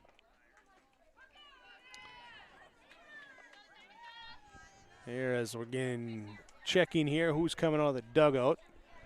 And waiting for it, and it will be Hong.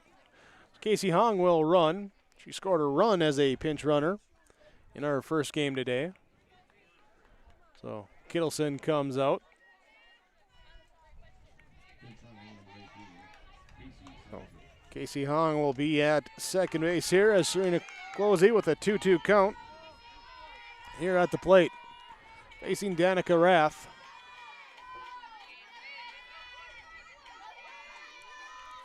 And we're all set to resume now. Here's the pitch, and this one well swung here left field into the gap as it lands in. Throw to third is not in time as it brings Arman off the plate. There was not a force, so she would have had to take it. And the single moves the runner up to third base. Oh, good job here by HCV, back-to-back base knocks and trying to cut into that deficit here. You heard Corey Erickson say, hey, we have 9 outs left to go here. If we're going to use an out, let's make it productive. And well, that's what they have the chance to do right off the bat here, Jake, in the 5th. Ellie Weiss will bat. She had a productive out last time with a sacrifice fly for an RBI. 0 for 1 besides that. Closey aboard at first as the runners don't go. Pitch is up for a ball.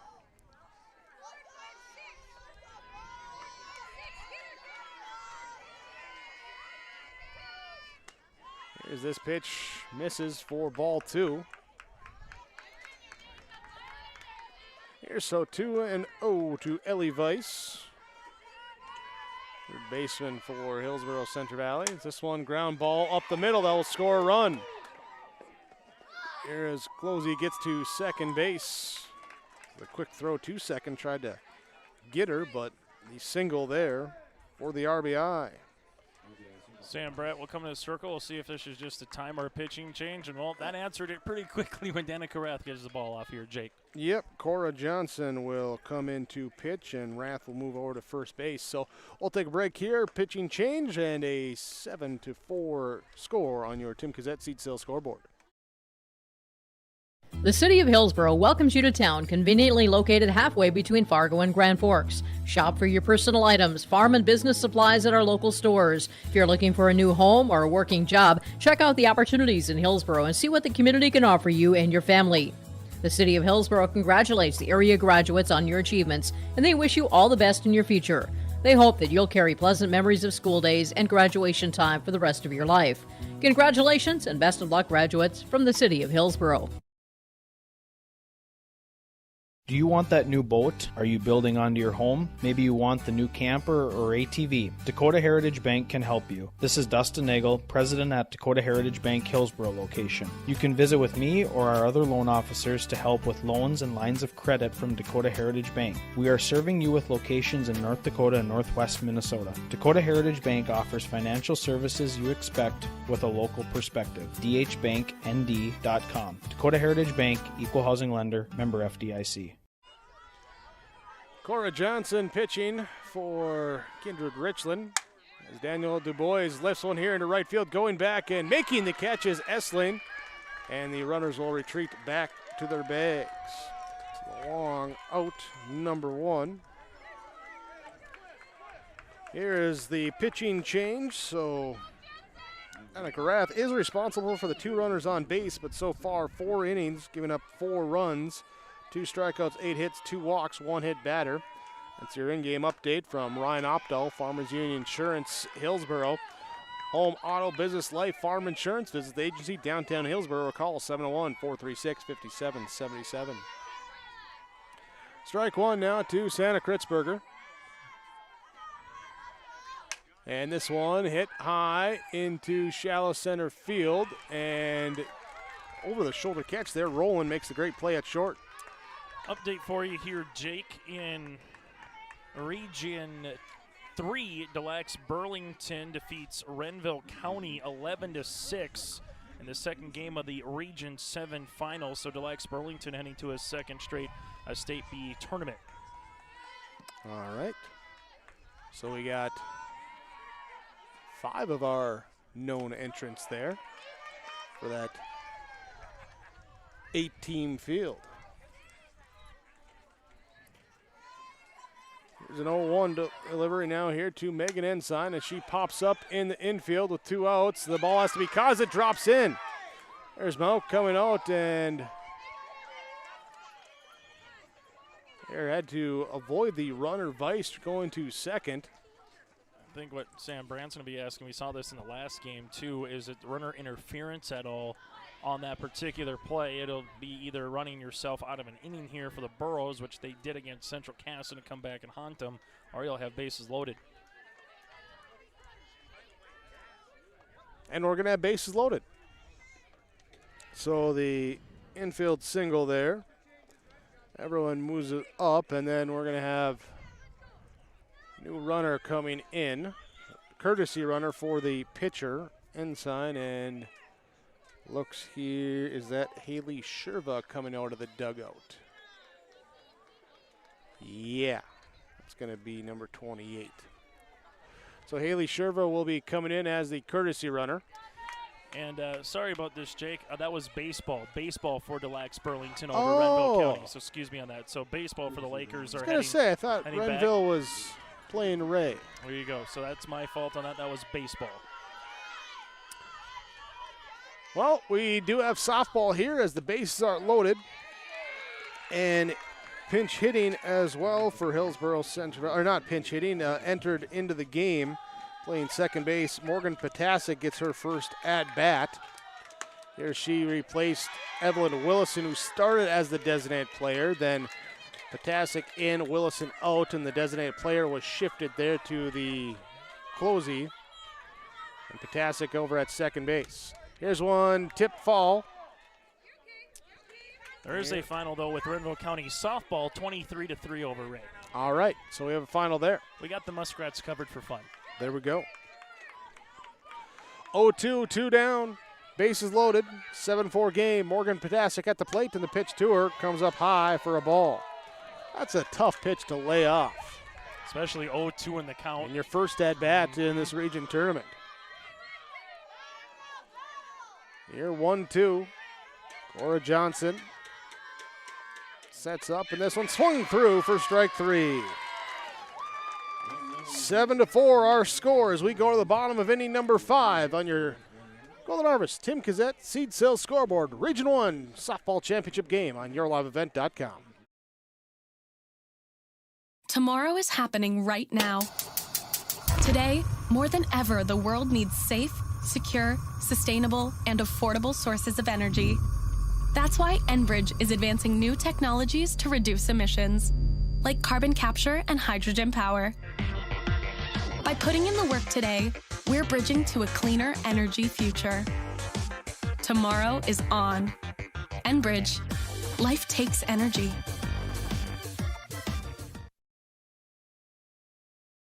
Nothing has embodied the American spirit of family farmer. Year after year, they work the land. Through droughts, floods, and uncertain markets, they keep that spirit alive with another crop harvested for the next generation. And for that, we tip our hats to them. Farmers Union Insurance, protecting those that protect America's food source. Visit with Ryan Opdahl, your local Farmers Union insurance agent in Hillsboro.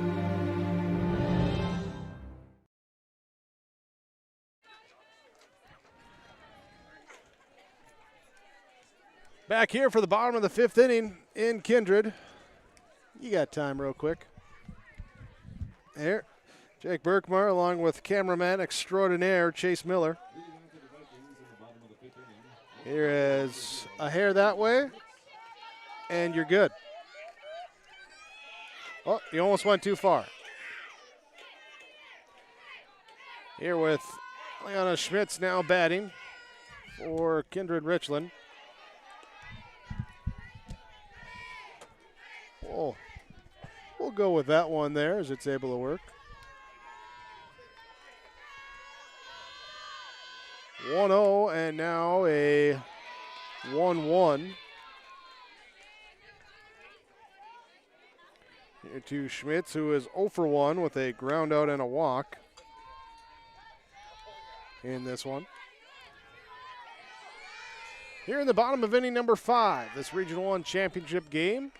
A lot of softball coming your way, has been coming your way in the last week here with Region 1, Region 2 softball on yourliveevent.com. We got more coming up here, Friday, Saturday there, Chase? Yeah, from West Fargo. EDC softball action quarterfinals were today at higher seeds. Everything goes to West Fargo High on Friday morning.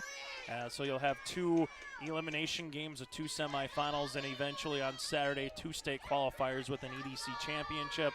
West Fargo, Cheyenne, Red River, the top 3 teams in the EDC. There's a ground ball towards third base. Ellie Weiss field, she'll throw, and that will be the out at first. And as always, go to yourliveevent.com for more information, as we also have the Shield Softball All-Star Series on June the 5th and June the 6th. Something cool in the Softball All-Star Series they do, Jake, they play a doubleheader at one venue, and then the next year between the East and the West, they have a skills competition before the 3rd game. So hits, throwing, fielding.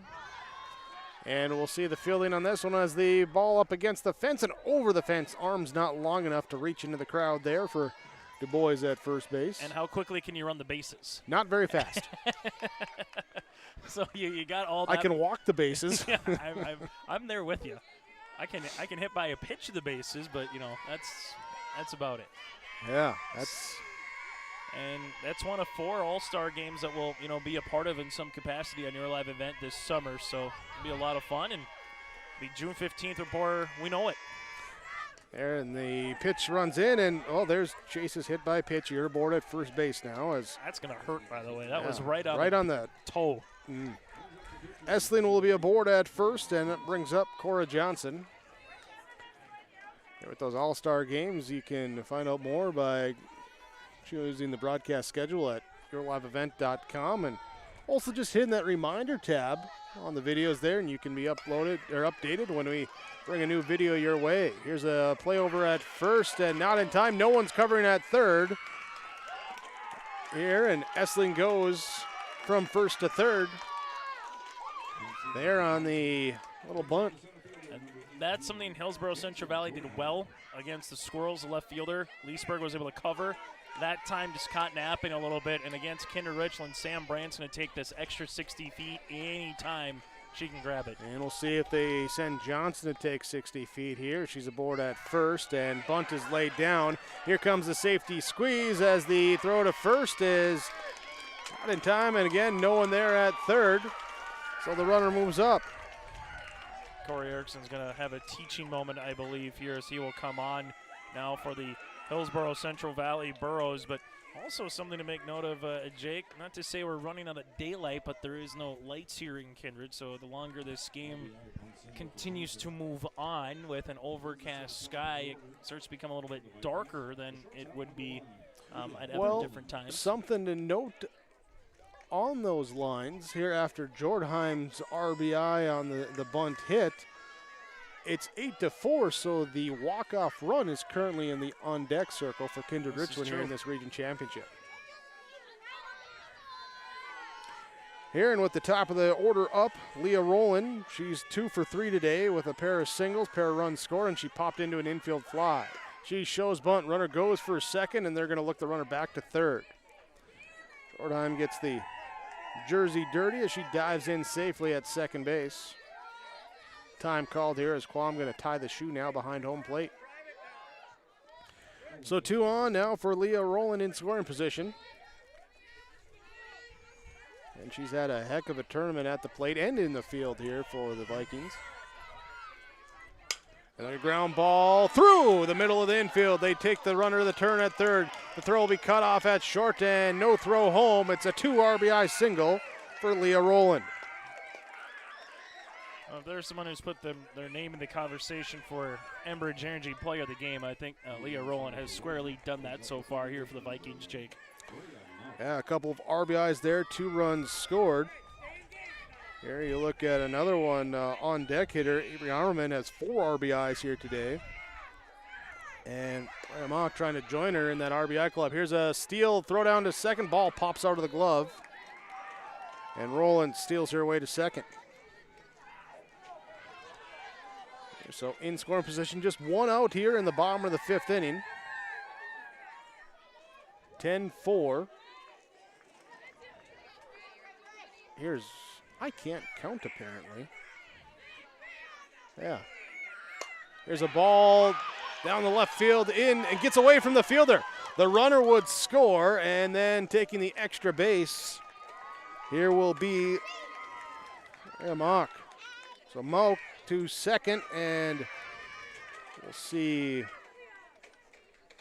what we're going to have here. Looks like we're going to have a change, and seeing here with Wilson coming back in. She will re-enter the game for Ptacek, and Evelyn Willison will do the pitching. So we'll take a break here as she warms up and get you ready here at the bottom of the 5th inning.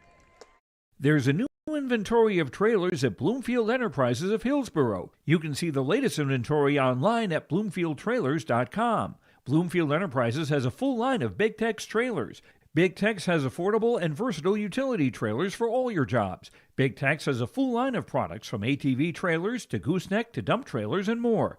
Call Larry at 218-368-7989 or Tim at 701-430-0877. Bloomfield Enterprises in Hillsboro. Hi, I'm Ernie Struby, president of the Goose River Bank, and I would like to know your story. Our lives and our businesses are comprised of events. We have all had our failures and successes, and these events define our character. If your character includes values like trustworthy, respectful, honest, and responsible, then your story matches well with ours, and we would consider it a privilege to be your financial partner. At the Goose River Bank, we believe that a strong bank builds strong communities. The Goose River Bank, member FDIC. So the pitching change will be Evelyn Willison coming in to pitch for Hillsboro-Central Valley. Here is Megan Ensign will go back to second base. So in the scorebook, Willison will re-enter for Potasic, and Ensign just shifts back to her second base position. But now for Kindred-Richland, the game-ending run potentially does come up to the on-deck circle here in Mackenzie Fuchsa. Yes, when you remember how to count accurately. Here's the pitch, low. It's not like you called 10 softball games here in about 3 days here, Jake. No, not at all. Kevin called a couple. And Kevin? So, yeah. Okay, well, you were part of those broadcasts. Yeah. Kevin up today in Thompson. Good to see they were able to get their Region 2 softball tournament all wrapped up before some of the rains came up north. Yeah. So Willison, the freshman, getting some innings here in this region tournament as the throw on this runner goes for third into left field. And then Falk thought about coming home, and she dives back into third safely as Sam Brand says, no, stay here. It was almost like go, whoa, right? It was like go, whoa, not go, no. It was like, you can do it. Maybe not. Good job. You got to go with that pop-up slide so you can get going quick. Saw Ammerman kind of do that earlier in the game for the Vikings at third. Pitch to the backstop, and runner will break for the plate. The throw is not there, and the runner comes in on the wild pitch. So the run scores. That makes it 12-4. Here in a no strike count. Avery Ammerman, who's 2 for 3 today with a triple, a single, reached on error, and has 4 RBIs and a run scored today. Someone who's played a lot of softball for Coach Brandt and can be a consistent fielder for Kindred-Richland over the last couple of years. Manning in that hot corner at third. Here she'll take the 4-pitch walk. And brings up now Mackenzie Fuchsa. So the walk-off run on the field right now for Kindred-Richland. Fuchsa here 0 for 2 with a walk. The pair of flyouts around it. First pitch popped out of play.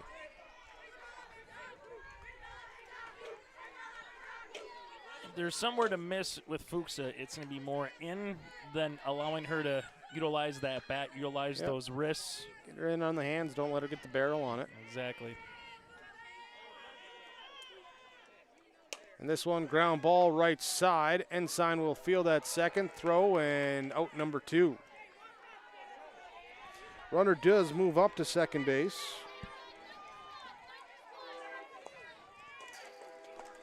We talked earlier about the trains coming through. We got one passing through now. There's the whistle. Enderlin, it's the 747 from Santa Fe. In Enderlin, they go right through from right to left field there at the Hendrickson Field for the baseball. Pitch popped up foul. It's the one thing about sometimes high school sports. You know, you get unique ballparks. Softball, pretty cookie cutter for the most part. Baseball's a little bit different, obviously, what Thompson has, for their baseball diamond. What we've seen, a gorgeous baseball diamond here in Kindred, same in Central Cass. Northern Cass looks great. They were able to get on that field early with some help with their parents. This one popped up. Here and making the catch at shortstop, Kittleson for out number 3. Well, that wraps up our 5th inning, and we go to the top of the 6th. Kindred-Richland leading Hillsboro-Central Valley 12-4 on your Golden Harvest Tim Cassette Seat Sales Scoreboard. Great Plains Fireworks and Sports Collectibles, Hillsboro. Fireworks and sports stuff in the same store? That's right. Great Plains Fireworks and Sports Collectibles, Hillsboro. Come in and browse the sports cards and memorabilia and fireworks at the same time. Unopened packs and boxes of sports cards, plus pre-owned cards as well. Jersey, swatch, autograph cards, lots of Twins, Vikings, Wolves, Wild, Lynx, and North Stars memorabilia, bobbleheads, caps, and more. They're open Saturdays 10 to 5. Call anytime, 701-436-6140. Great Plains Fireworks and Sports Collectibles, Hillsboro. The Hillsboro and Central Valley School Districts congratulate the seniors on your success and wish you well in your future endeavor. To this year's graduating class, we encourage you to step into your future and the unique, inspiring gifts that only you can give. Congratulations from administration, staff, and other students at the Hillsboro and Central Valley School Districts. To all students, parents, and families of the Hillsboro and Central Valley Schools, thank you for a great year. Hillsboro-Central Valley at the plate with the 9-1-2 batters. Jorah Leesburg, then Peyton Quam, and then Kaylee Kittleson will bat after that. Scheduled up. Leesburg 1 for 1 today with a walk and a single. And the first pitch to her is a strike one.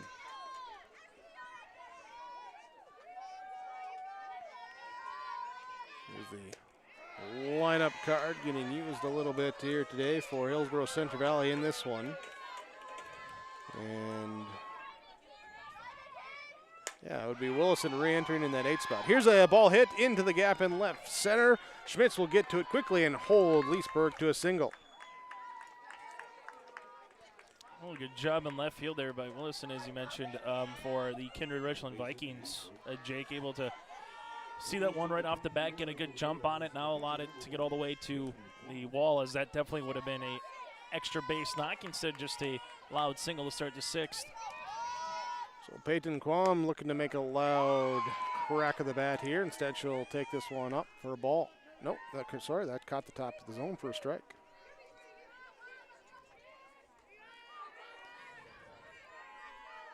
Here Quam gonna dig out in that batter's box, and then the pitch comes up, snap throw down to first. Runner gets back in just safely as Leesburg. They're safe at first base. That was close. Really nice play by Fuchs, just right in rhythm, kind of eyeing the runner at first base. 1-1 the count. Runner on first, nobody out. This pitch ducking out of the way. Gets out of the trajectory of that softball. Here Cora Johnson pitching in relief for Kindred-Richland. She's pitched 1 full inning. Here giving up 2 hits, 1 strikeout, no walks so far in her relief. And she also came in with runners aboard and left him out there. Here's the pitch, ball 4.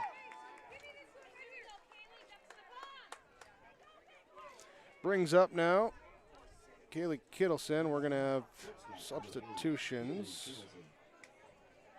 Leesburg will come out as the pinch runner will come in, that being Sadie Gallagher. Sadie Gallagher will run at second base as the pinch runner. We'll see if she stays in defensively as well or not in that outfield spot.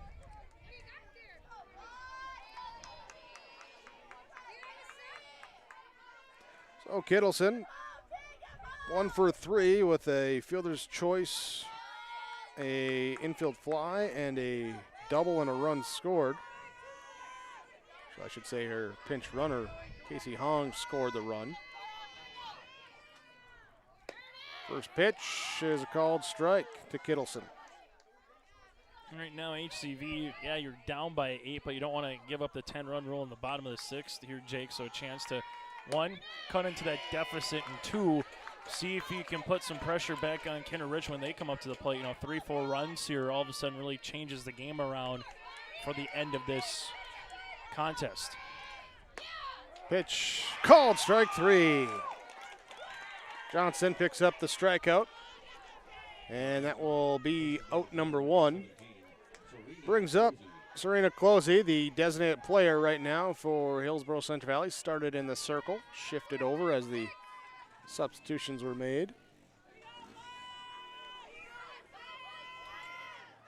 And inside, getting out of the way of that one, ball one.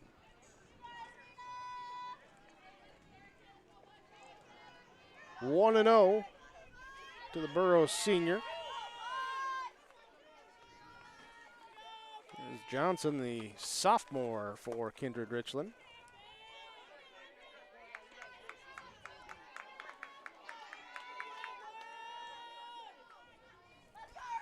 Two and 0 the count. Hillsboro-Central Valley earlier today with the victory over Central Cass, 5-3 in that state qualifier game. Here, advancing this region championship. Here's a strike. 2 balls and 1 strike.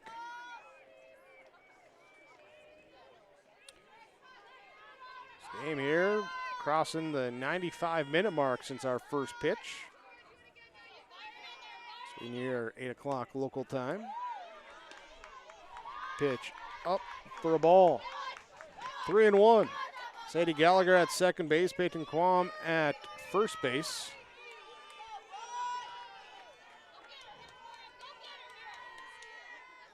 And the pitch is up for a ball. So that will load the bases. Here now for Ellie Weiss. Weiss, another one of the 5 seniors on the Borough roster. She steps up in a big spot here, trying to get some runs across. 1 for 2 today with a sacrifice fly, also a single, an RBI. First pitch to her, strike 1. Put one in the outfield here, the complexion could really change, especially with who's coming up for the Burrows in this part of the lineup. Weiss, the last batter that Johnson hasn't faced in her trip through the order here. She gets ahead quickly, 0-2. Up high for a ball.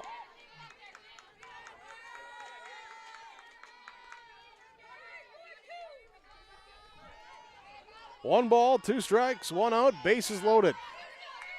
The top of the 6th. This one off the foot, fouled off. Weiss kind of says, yeah, I'm good. There's a little walk around there, make sure that everything's all right. She got hit on the left hip at third base against Central Cass on that line drive. Now she gets the left foot. That left side's really going to be sore, I think, a little bit in the morning coming up, Jake. Well, we shall have some time to rest up here before that state tournament, right? Yes. Here's the 1-2. And this one smoked down the left field line, and it will land in. One ground rule double on the way. Double. There's it, hops over the fence. So the ground rule double. They're over to left field and 2-run score. So Gallagher and Quam get to walk up. Losey goes to third. And now pinch runner coming in for Weiss will be Kaya Chenault. So Kaya Chenault to run in a 12-6 game. Burroughs have now scored in 3 of the 6 innings that they've come to the plate so far. Going a 3-run third and so far a 2-run 6th. Been a lot of hits so far in this championship game. Of what 21. We've been able to see, and you know we're not even to the bottom of the 6th inning yet. Jake, obviously some walks hit by pitchers along the way as well, but the amount of strikeouts that we've seen from one particular pitcher compared to what Closey did against Central Cass, we really haven't seen that dominance from just one pitcher through 2 or 3 innings, so to speak, between either side. Now batting will be Du Bois. Here's She Bats, 1 for 3 today. Fly out, single, fly out. Here also is an RBI. Back in that 3rd inning with the RBI single. So Serena Closey at 3rd, Kaya Chenault at 2nd for Hillsboro-Central Valley. Here now a 2-1 count. for Danielle Du Bois at home plate. Called strike, evens the count, 2 balls, 2 strikes.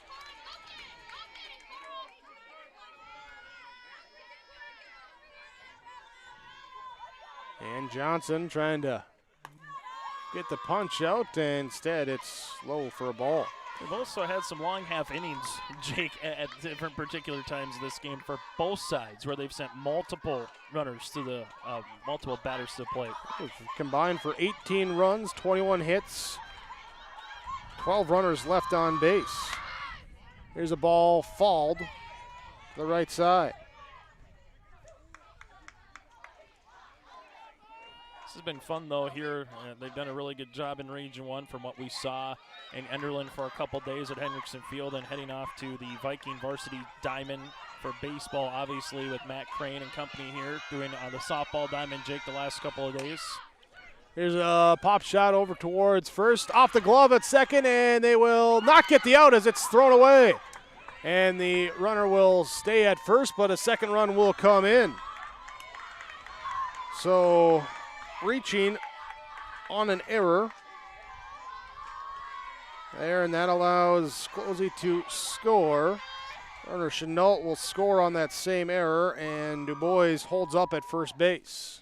Now all of a sudden 2 runs come in, so it should be 12-8, correct, Jake, on that? 12-8, yes. So 12-8 right now as 2 runs come in, and all of a sudden you see, well, we mentioned, you're getting courtesy possibly a 10-run rule in the bottom of the 5th, unable to finish it off with Kindred-Richland. All of a sudden Hillsboro-Central Valley almost kind of a second life, a second wind, and they've cut that deficit in half, and you still got a runner on. You still got 2 outs to work with here, and you put 1 or 2 more in play. All of a sudden we might be talking about the tying run coming up to the plate pretty quickly here for the HCV Burros. Yeah, respond to that 5-run bottom of the 5th with a 4-run top of the 6th, and still just 1 out and a runner on base. It's the first error of the game for the Vikings. There's a song called Dancing in the Moonlight. Might we be playing softball in the moonlight here? We could be. Double checking here as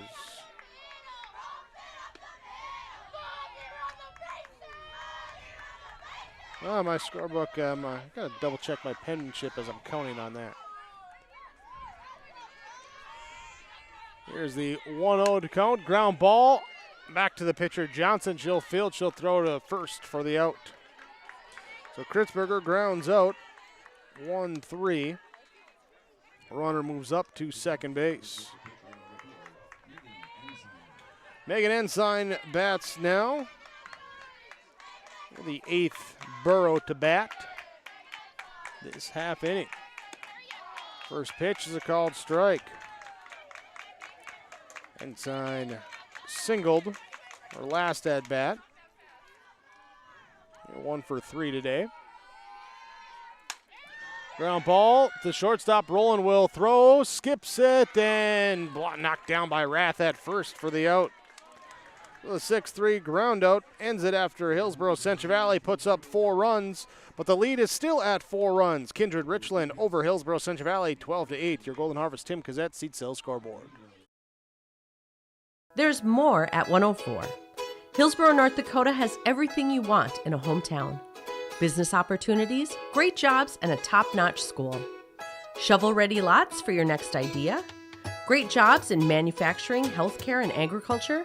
An excellent education for your kids with small class sizes and lots of school spirit. Plus easy access to I-29 and the conveniences of North Dakota's largest cities. Build your future in Hillsboro and see why there's more at 104. Hillsboro Dairy, with delivery of fresh dairy products and more to your home door. I've had Hillsboro Dairy delivering cold, fresh dairy products and other items to my door for years. 3 main reasons why. It's the convenience, the products are fresh, and the delivery service from the Udder Guy. Nobody does it like the Udder Guy. Every week, we get to see Teak. Please call him at 701-436-5877. Delivery right to your door from Hillsboro Dairy.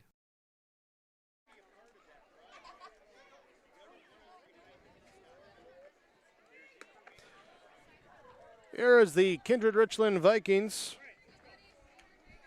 leading 12-8 over the Hillsboro-Central Valley Burros, going to the bottom of the 6th inning. We'll bring up 6, 7, 8 batters. Here is Leanna Schmitz, Anya Essling, Cora Johnson.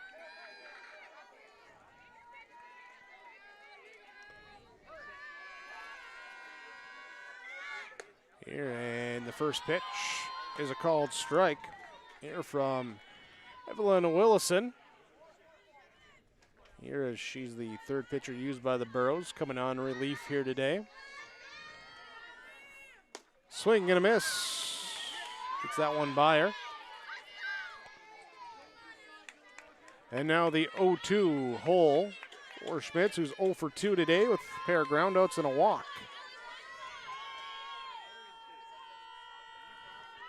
Wilson delivers this one, fouled to the backstop. Count stays, no balls, 2 strikes. That 4-run top of the 6th for Hillsboro-Central Valley. Kindred-Richland. See what they can do, and there will be one more chance for the Burro Bats in that 7th.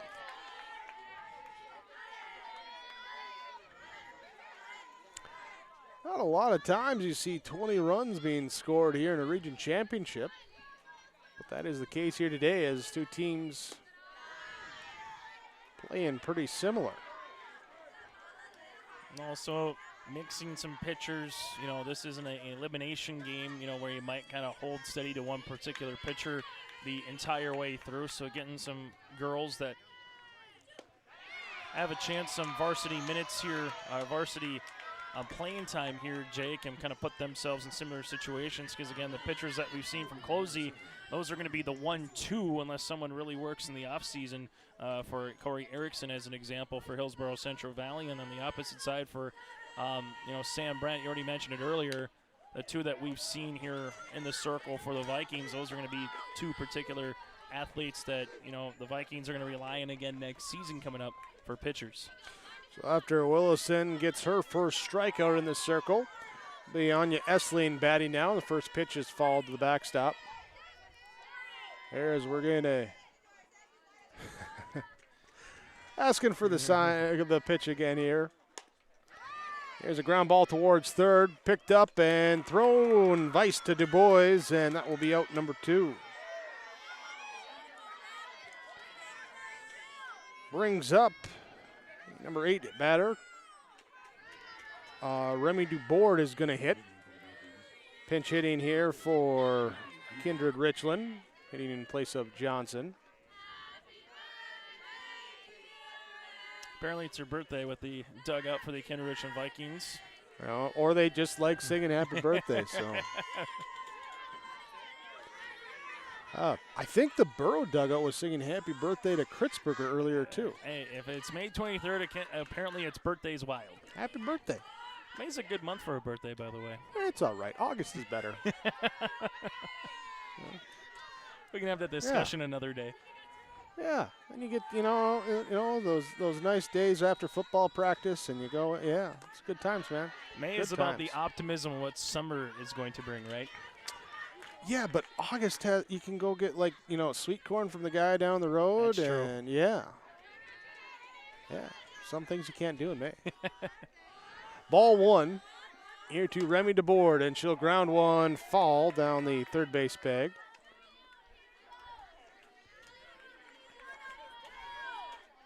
And 1-1 our count. Base is empty, 2 outs here in the bottom of the 6th. Kindred-Richland will have that 4-run lead as this one up here with the ball 2. See if they can combine together some 2-out hitting. Get a couple extra runs after the Burros just scored 4 in the 6th.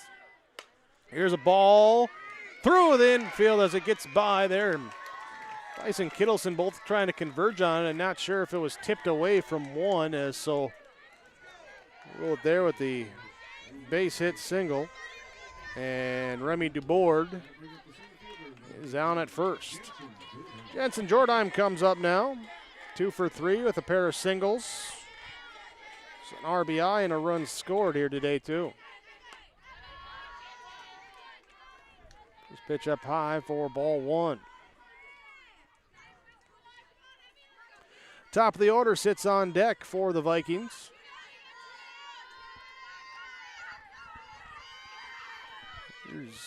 Continue to go with this one, and this one well struck into left center field, going back, and it is on the run. The catch by Kritzberger in center field, and that will be the final out in the 6th inning. So it remains a 4-run game as we go to the top of the 7th. Last chance for Hillsboro-Central Valley. It's 12-8. Kindred-Richland with the lead on your Tim Cassette Seat Sales scoreboard. The Hillsboro Vets Club welcomes you for Broasted Chicken Saturdays, 5:30 till 7:30. Fries and coleslaw along with delicious roasted chicken. It's the best chicken I've ever had. Roasted chicken, dine in and take out at Saturdays at the Hillsboro Vets Club. And remember, appetizers and so many other fun activities at the Hillsboro Vets Club. Good luck to the Hillsboro-Central Valley Burros from everyone at the Hillsboro Vets Club. And they thank you for all of your support with the Hillsboro Vets Club. As we get ready for the top of the 7th, through 6 innings complete, Kindred-Richland with 12 runs on 11 hits, 1 error, 6 runners left on base. Hillsboro-Central Valley, 8 runs on 11 hits, 5 errors, 8 runners left on base. Here with Kindred-Richland, 3 in the first, 3 in the third, 1 in the fourth, 5 in the fifth. Their runs coming across. Hillsboro-Central Valley plating 3 in their half of the third, 1 in the fifth, and 4 in the sixth for their 8 runs.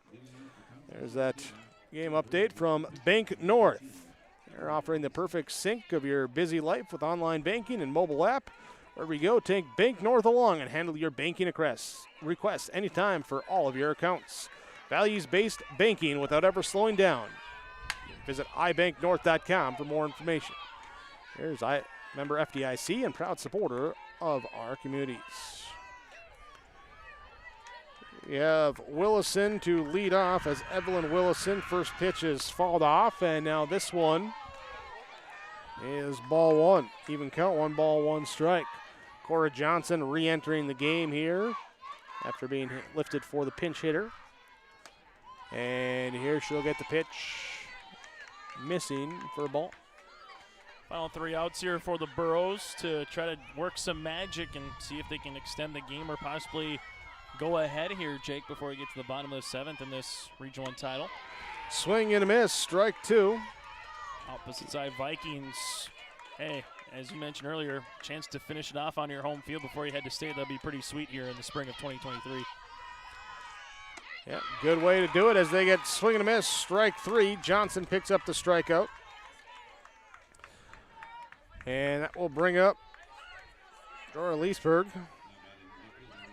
Here's in left field, re-entered here into the game. Reached base 3 times with a walk and a pair of singles.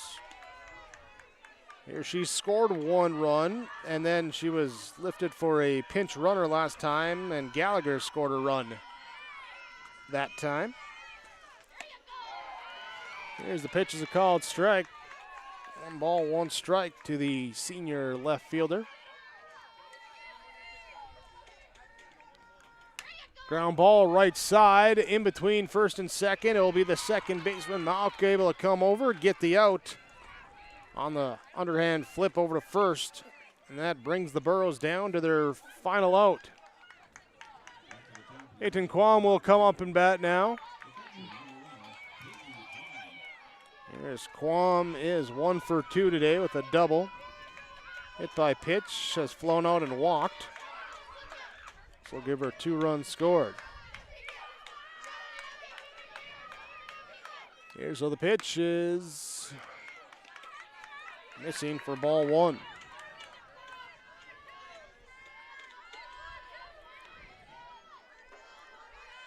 One and 0.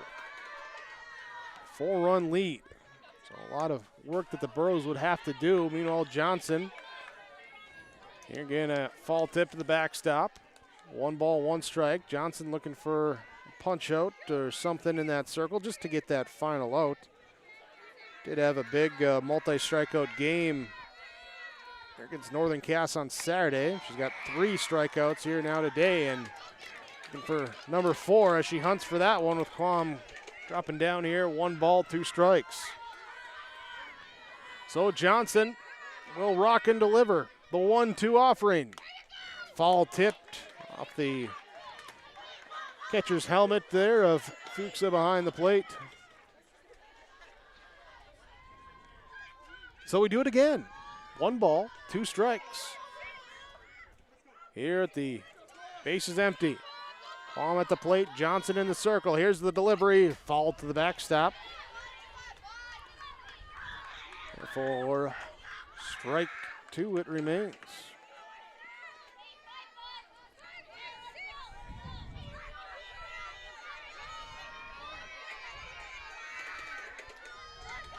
Here's again the 1-2, and again fall to the backstop. So 3 straight fouled off.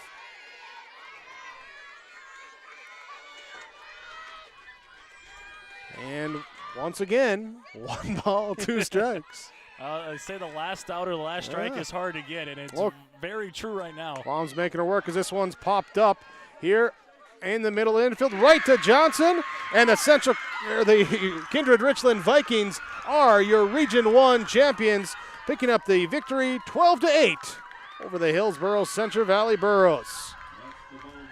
The Vikings finish up an undefeated region tournament, and they win 12-8, the final score on your Golden Harvest Tim Cassette seat sales scoreboard.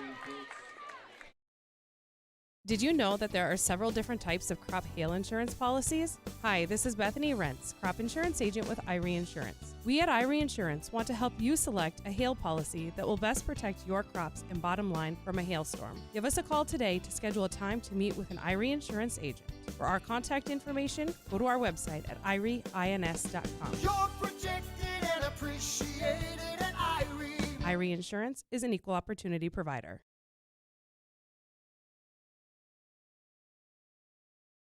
The Kindred Public School District looks to collaboratively cultivate an environment that challenges learners to reach their full potential in a student-centered, community-supported environment while building authentic relationships that promotes active engagement in learning, literacy, and life. Kindred Public Schools' mission is to educate, prepare, and maximize student potential. Kindred Public School District, student-centered, community-supported. For more info about upcoming school events and news, go online to kindred.k12.us. R&J Broadcasting Incorporated is hiring a full-time play-by-play sports announcer and broadcast sales representative. Duties include selling advertising time for radio, digital, video streaming, and regional cable TV. Play-by-play responsibilities include live play-by-play of local sporting events for radio, video streaming, and regional cable TV broadcasts. Wage plus talent and commission pay structure with full-time benefits package offered. For more information or to apply, email apply@rjbroadcasting.com. That's apply@rjbroadcasting.com. Here is the final score in the Region 1 championship game. The Kindred-Richland Vikings with the victory over the Hillsboro-Central Valley Burros. 12-8 our final score. Here is the Vikings will represent, and the Burros will both represent Region 1 at the state softball tournament coming up in Minot. Here as we get ready for region awards in this one. Let's here look at first our game summary in this one, with the Vikings jumping out to a 3-run lead in the first as they start off with single, double, triple on the first 3 batters, all come around to score as an error resulted in that last run scoring a 3-0 lead after that first inning. Hillsboro-Central Valley would get a couple back in their half of the third as they put 3 across with an RBI base hit from Serena Closey, a sacrifice fly, RBI from Ellie Weiss, and Danielle Du Bois with an RBI single as well. But bottom of the inning, it's again that top of the order doing damage for Kindred-Richland as they would, again, Roland, Mauk, and Ammerman would all lead off, all reach, and then Mackenzie Fuchsa would reach on a walk, steal second base, and score on an error. Here, so the 4 runs coming across there for Kindred-Richland. 3 runs come across, made it now 6-3. Hillsboro-Central Valley trying to get some runs across there in the fifth. They get one on a leadoff double from Kaylee Kittleson. She would reach. And then the 5-run inning for Kindred-Richland. In that fifth, they go up, but 4 runs come back from Hillsboro-Central Valley in the sixth. 12-8 would be the final score. Here is, right now, we have our all-region players being announced right now on the field. Here is from Kirsten Lowen from Hankinson Tri-State Ledgerwood. Also here for Enderlin, Jen Gruba being announced as an all-region team. Here we had Tori Richter for Central Cass being announced. It's the first one to come out. Gruba comes out, gets her all-region award. For Northern Cass, Elise Sand will be an all-region selection here for Region 1. Central Cass's Katie Sinner. The next one to be announced. Again, we'll have the all-region team being announced. Peyton Quam for Hillsboro-Central Valley.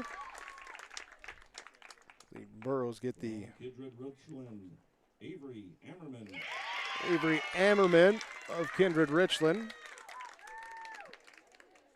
joining there. From the Hankinson Tri-State Ledgerwood, Kylie Falk. Central Cass's Gracie Fletchock.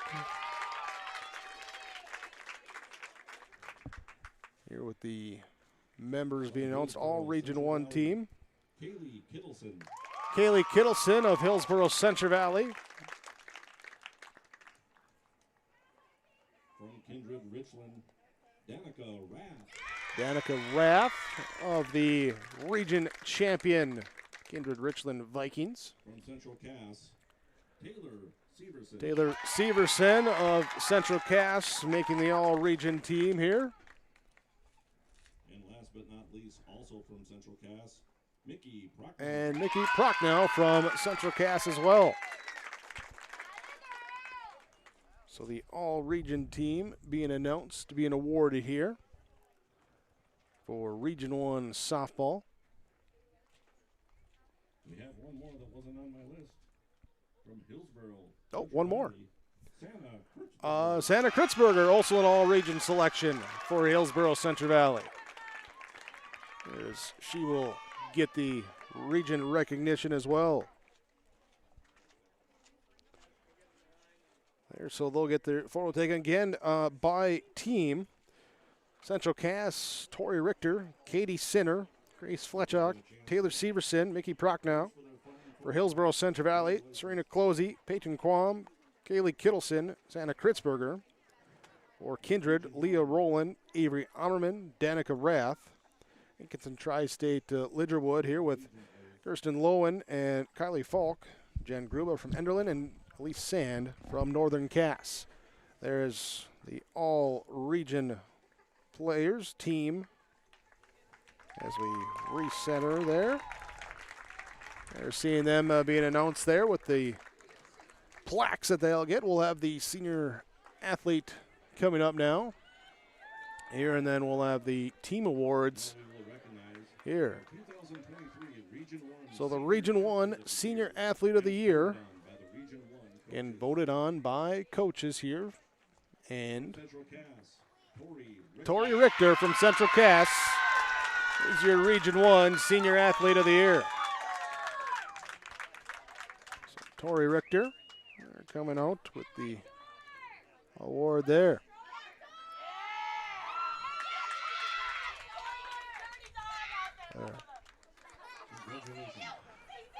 All right, now we have the team here. Oh, we got Coach of the Year first. From Hillsboro-Central Valley. It's Corey Erickson from Hillsboro-Central Valley. So Corey Erickson will be your Region 1 Coach of the Year. For the Burros, runners-up in Region 1.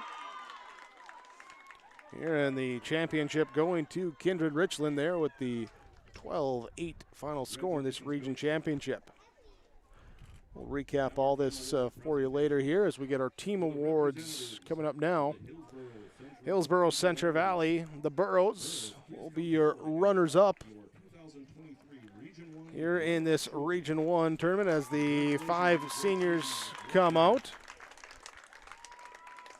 They're being recognized and joining the rest of the team there. Hillsboro-Central Valley going to the state Class B tournament, and the region champion, the Kindred-Richland Vikings, as they celebrate on their home field. The host team taking it all here today in this region tournament. It's Kindred-Richland, your Region 1 champions. Hillsboro-Central Valley, your runners-up. Here for 2023. Well, that's our post-game awards as we see the teams taking some photos down there. Again, let's recap those all-region teams. For Central Cass, Tori Richter, Katie Sinner, Grace Fletchock, Taylor Severson, Mickey Prochnow, Serena Closey, Peyton Quam, Kaylee Kittleson, Santa Kritzberger. Here for, yep, that works. Here for Hillsboro-Central Valley, Kindred-Richland with Leah Rowland, Avery Armerman, and Danica Rath. Kirsten Lowen and Kylie Falk of Hankinson Tri-State Lidgerwood. Enderlin's Jen Gruba and Northern Cass's Elise Sand are your all-region team members. Coach of the Year goes to Corey Erickson of Hillsboro-Central Valley. Senior Athlete of the Year is Tori Richter of Central Cass. And again, your runners-up in Region 1 is Hillsboro-Central Valley. Your Region 1 champions are the Kindred-Richland Vikings. Stick with us here on our post-game report on YourLiveEvent.com as we'll have more coming your way. Try and grab some players, coaches join us as well, too, here on YourLiveEvent.com. Dakota Heritage Bank is a bank on the go and on the grow, with locations in Hunter, Hope, Galesburg, Hillsboro, Grandin, Gackle, Streeter, Judd, Harvey, Medina, and Red Lake Falls. More locations and more services. Dakota Heritage Bank offers mobile banking and online banking with bill pay, so you can bank anytime, anywhere. Stop in and visit Dakota Heritage Bank today. Sharing our heritage, sharing our future. dhbanknd.com. Member FDIC, Equal Housing Lender. New Golden Harvest Gold Series soybeans are here. In the Hillsboro area, contact Tim Cassette, 701-430-0877. These new Golden Harvest Gold Series soybeans feature exclusive genetics and high-demand trait platforms like Enlist E3 soybeans and XtendFlex soybeans. Golden Harvest Seeds. Talk with your area representative, Tim Cassette, 701-430-0877 for Golden Harvest Seed. Your family farm has been adapting to challenges in the field for generations. Taupe Insurance is here to help you weather the storm when those challenges arise. Visit with Taupe Insurance today about a quote or review of your policies. Taupe Insurance offers coverage on your farm's assets, crop and hail insurance, plus home and auto, commercial and life insurance. Stop in for a visit today at their office in Castleton or give Taupe Insurance a call at 701-347-4045. Let's get real. Get ready for a place that's big enough to grow and small enough to care. The University of Minnesota-Crookston offers more than 35 majors, minors, and certificates. Earn a University of Minnesota degree, where you can make a difference in a close-knit community.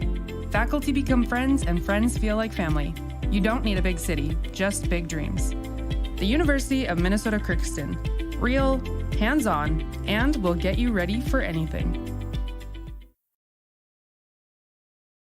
The Hillsboro and Central Valley School Districts congratulate the seniors on your success and wish you well in your future endeavor. To this year's graduating class, we encourage you to step into your future and the unique, inspiring gifts that only you can give. Congratulations from administration, staff, and other students at the Hillsboro and Central Valley School Districts. To all students, parents, and families of the Hillsboro and Central Valley Schools, thank you for a great year.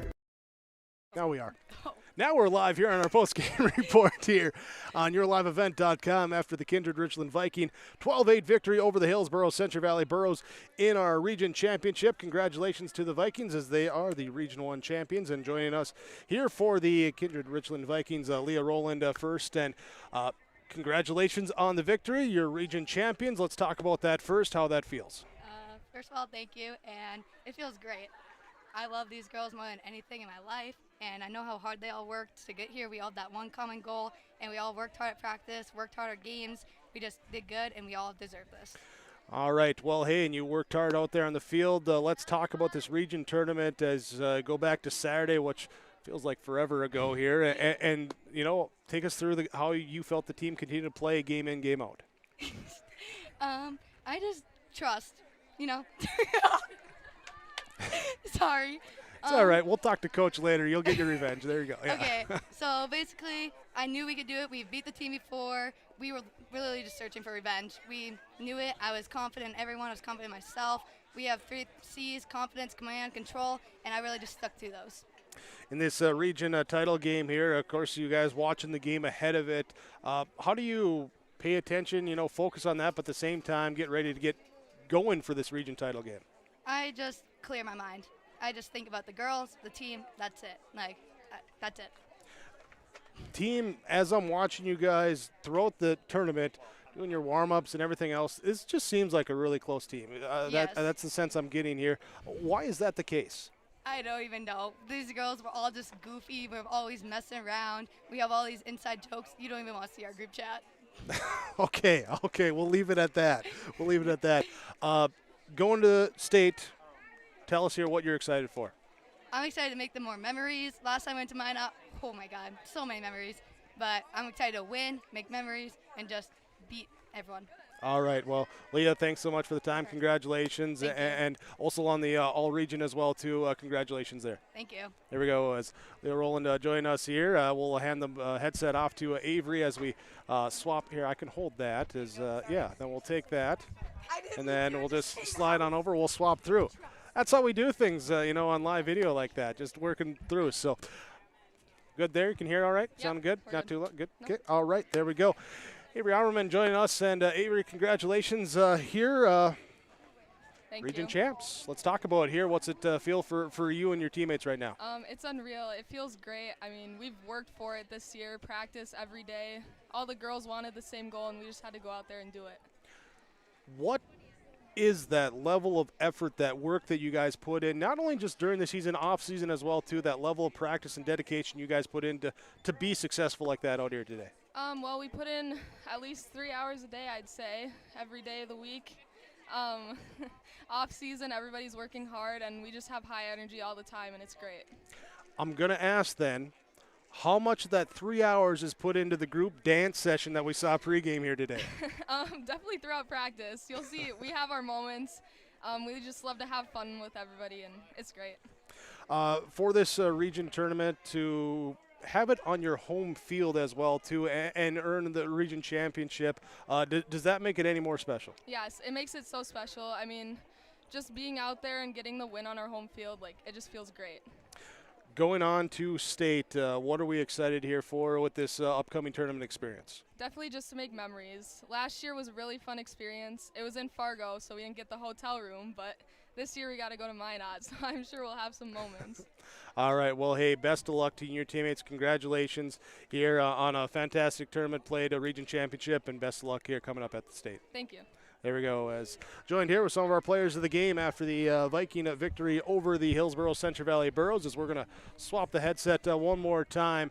Head coach Sam Brandt comes over, and you can't get away from me this time. You've been able to use the field prep as an excuse so far, but congratulations here, able to pick up a region championship. What can you tell us about this team, why they deserve to be region champions? This team is wild. If you would have saw us prior to this game, while they're prepping field, I think we went through 5 line dances before we even got I was to watching. our infield, outfield. So they're excited. They love the game. They all love their roles. They love each other. And when you have a team like that, it gives me goosebumps. Like I can feel it right now. It gives me goosebumps because they're unstoppable. You know, we have a saying, look left, look right, play for each other. And that's exactly what they did this week. For not only a team to know their rules, but for a young team to know their rules too, and knowing the little things of, hey, I got a tag here, I'm going to take this extra base on this situation. It's impressive for a young team to know that, and a lot of dedication and work that they put in. I'm going to tell you, I keep telling them, and I've started telling them that they're not young anymore. Most of them have started as freshmen and some of them as 8th graders. So they're coming in with almost more experience than a junior would. And these guys have worked, and they love the game so much that they're going to put in that energy in high-pressure situations just in practice so they can get it right. They want to do it right, and they want to do it well for each other. I think the big thing is they don't want to leave their pitcher stranded or sitting out in the middle of the field feeling like she's by herself. So they each need to do their job, and they come together and do it really, really well. Looking back on this tournament, you come in as the number 3 seed. You obviously outplay your pre-tournament ranking. Let's go back to Saturday, playing a couple there, and what it took to get the tournament started off right for you. To be honest, I wasn't disappointed in playing that 3 seed. I liked playing before we got to that quarterfinals. It settled in a little bit. We got the opportunity to just kind of adjust. The sweetest part about this week is we're home. I did tell the girls I drive bus and I make $19 an hour to drive the bus to games, but man, nothing's better than being at home, making sure you get home early, sleeping in your beds. And this week is always high pressure for the girls because it's finals. They took 3 finals today and 2 finals on Friday. It's a tough week for them all, and for us to be at home, it's just so much enjoyment and just satisfaction. I think another thing that stands out to me as calling the games, everyone steps up in different areas. You go back to the Northern Cass game, Cora with a lot of strikeouts.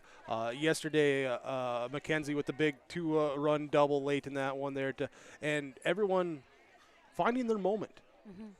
Yeah, and I love the fact that I'm always surprised. There is so many different ways that they just rely on each other and know that one thing could spark it, one thing could motivate it, and one thing can change the momentum of the game. And I think they really thrive on that. We've been talking all year that defense is our strength, but in practice and in games, we make sure that we are staying on top of all of it, including the batting, and we're really, really excited just to have some fun next week. Talking about next week, out in Minot for that state tournament. Program's been there before, but every year's a little bit different. So what are we looking ahead to? We always like to start with a challenge. We really do. We prep for a week to make sure we go out there and can do our job.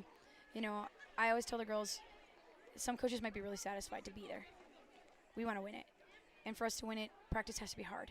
We have to prepare. We have to be ready. And that's exactly what we're going to do. They get to savor this for a day and 24 hours, and maybe I'll give them a day off tomorrow. And get ourselves ready to go. But we're excited. There's going to be some great competition, great teams. And, I went to Minot State, played at Minot State. You get to go back home, as you say it, to have a little fun. It's been a while since I've been there. Well, that'll be fun for you as well, too. Congratulations, team, well-deserved region championship. The all-region players, too. And also, before we let you go, too, want to say kudos to you and everyone else involved with hosting here over these 3 days.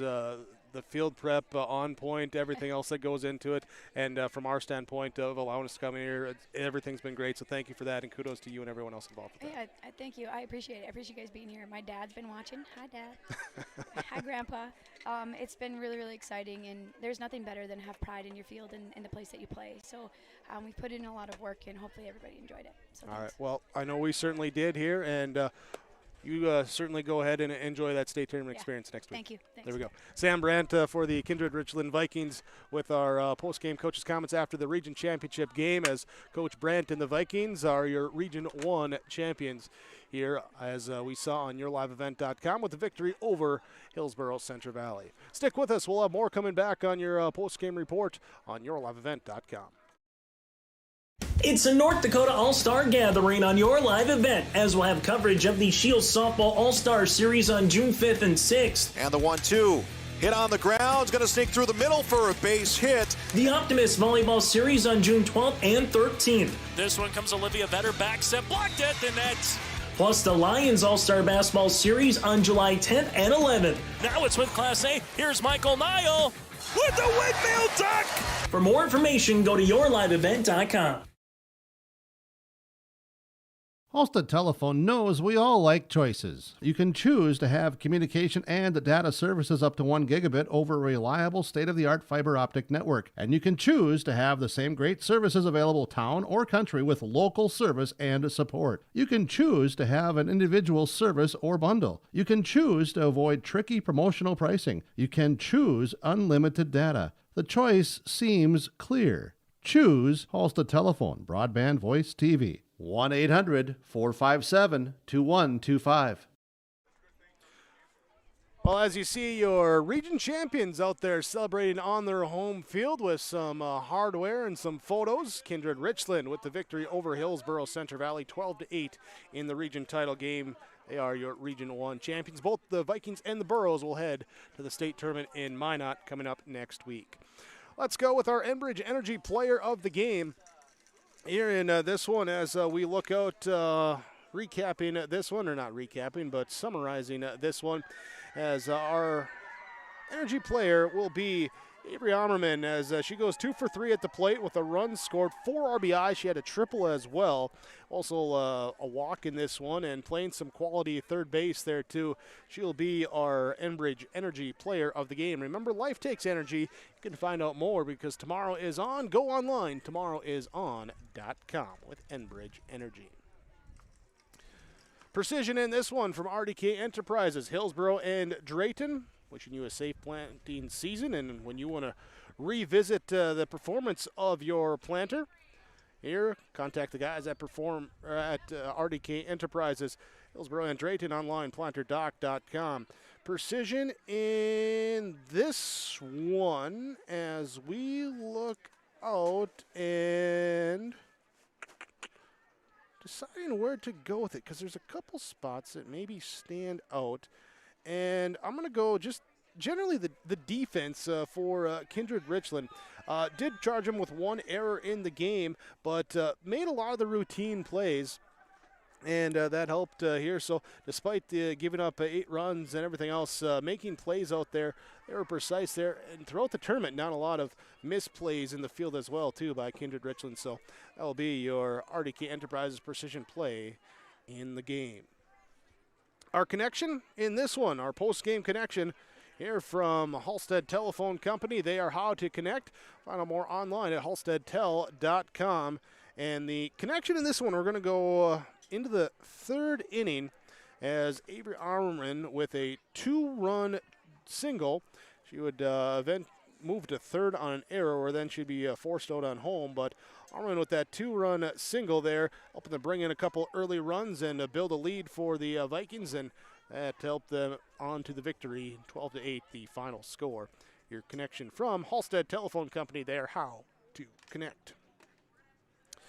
So our final numbers in this one, we go to here on our post-game report, starting with the Hillsboro-Central Valley Burros. Here as, what? Oh, yeah. If that one works for you there, you can see what you got. There might be one more. Yeah. No. That one? Thank you. Yep. Well, thank you. Congratulations there. There. As our final stats in this one here for Hillsboro-Central Valley, Peyton Quam going 1 for 3 with 2 runs and a double. She walked, hit by pitch, and stole the base. Kaylee Kittleson would be 1 for 4 with a double. Serena Closey would be 2 for 3 with a run scored, an RBI, and a walk. Ellie Weiss would be 2 for 3 here today with a double. She'd have 4 RBIs here and also a sacrifice fly. Danielle Dubois would be 1 for 4 with 2 RBIs. Santa Kritzberger would be 0 for 3 here with a walk. Megan Ensign would be 1 for 4 at the plate. Evelyn Willison would be 1 for 2 with a double. Jorah Leesberg would be 2 for 3 with a run scored. Kate Onus would play the field as a flex, not recording at bat. Morgan Potasic would go 0 for 1 at the plate. Sadie Gallagher, Mallory Elfson, Kaya Chenault all came in to run and scored a run. Casey Hong also scored a run as a pinch runner. It would be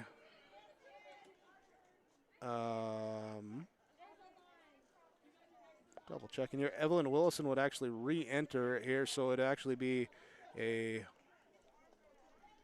1 for 3 with a run scored and double for Willison here today, as I correct that there.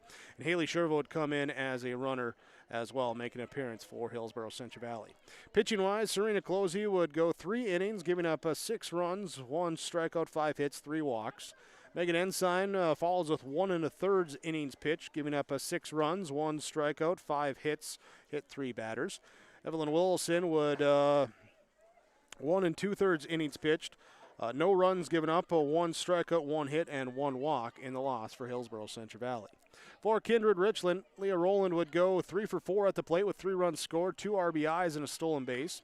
Raya Mauka would go 2 for 2 with 3 runs scored, had a double, an RBI, a walk, a hit by pitch, and stolen base. Avery Ammerman 2 for 3 with a run scored, a triple, 4 RBIs, plus a walk. Mackenzie Fuchs would be 0 for 3 with a run scored, 1 walk, and a stolen base. Danica Rath an 0 for 4 day at the plate. Eliana Schmitz 0 for 3 with a walk. Anya Eslin would be 0 for 3 with a run scored. She also was hit by a pitch. Cora Johnson going 1 for 2 with 2 runs scored and a hit by pitch. Jansen Jordheim was 2 for 4 with a run scored, had an RBI and a stolen base. It was Remy DeBoard going 1 for 1 in a pitch hitting appearance here, and that would wrap up the batting there. Pitching, Danica Rath will take the win. 4 innings pitched, giving up 4 runs, 2 strikeouts, 8 hits, 2 walks, 1 hit batter. Cora Johnson comes in relief, pitches the final 3 innings, giving up 4 runs, 3 strikeouts, 3 hits, and 2 walks in the victory. That's your final score as Kindred-Richland, 12 runs on 11 hits, 1 error, 6 runners left on base. Hillsboro-Central Valley, 8 runs on 11 hits, 5 errors, 8 runners left on base. That wraps up our coverage of the Region 1 tournament. Congratulations to all the teams and also to Kindred-Richland with the region title. Hillsboro-Central Valley region runner-up, both advancing to the state tournament upcoming in Minot. Thanks to you, the viewer, for joining us here for our softball coverage. We ask whenever possible you please patronize the businesses that you've seen advertised throughout our coverage. They are the ones that make it possible for us to be here. Please patronize them. If not, at least say thank you. Thanks to broadcast partner Chase Miller joining me here today, and to everyone here in Kindred allowing us to be here with our location and broadcasting and everything else that they allowed us to do with our coverage. Appreciate the hospitality shown our way. That wraps us up. 12-8, Kindred-Richland victorious over Hillsboro-Central Valley. They are the Region 1 champions, as you saw it on yourliveevent.com.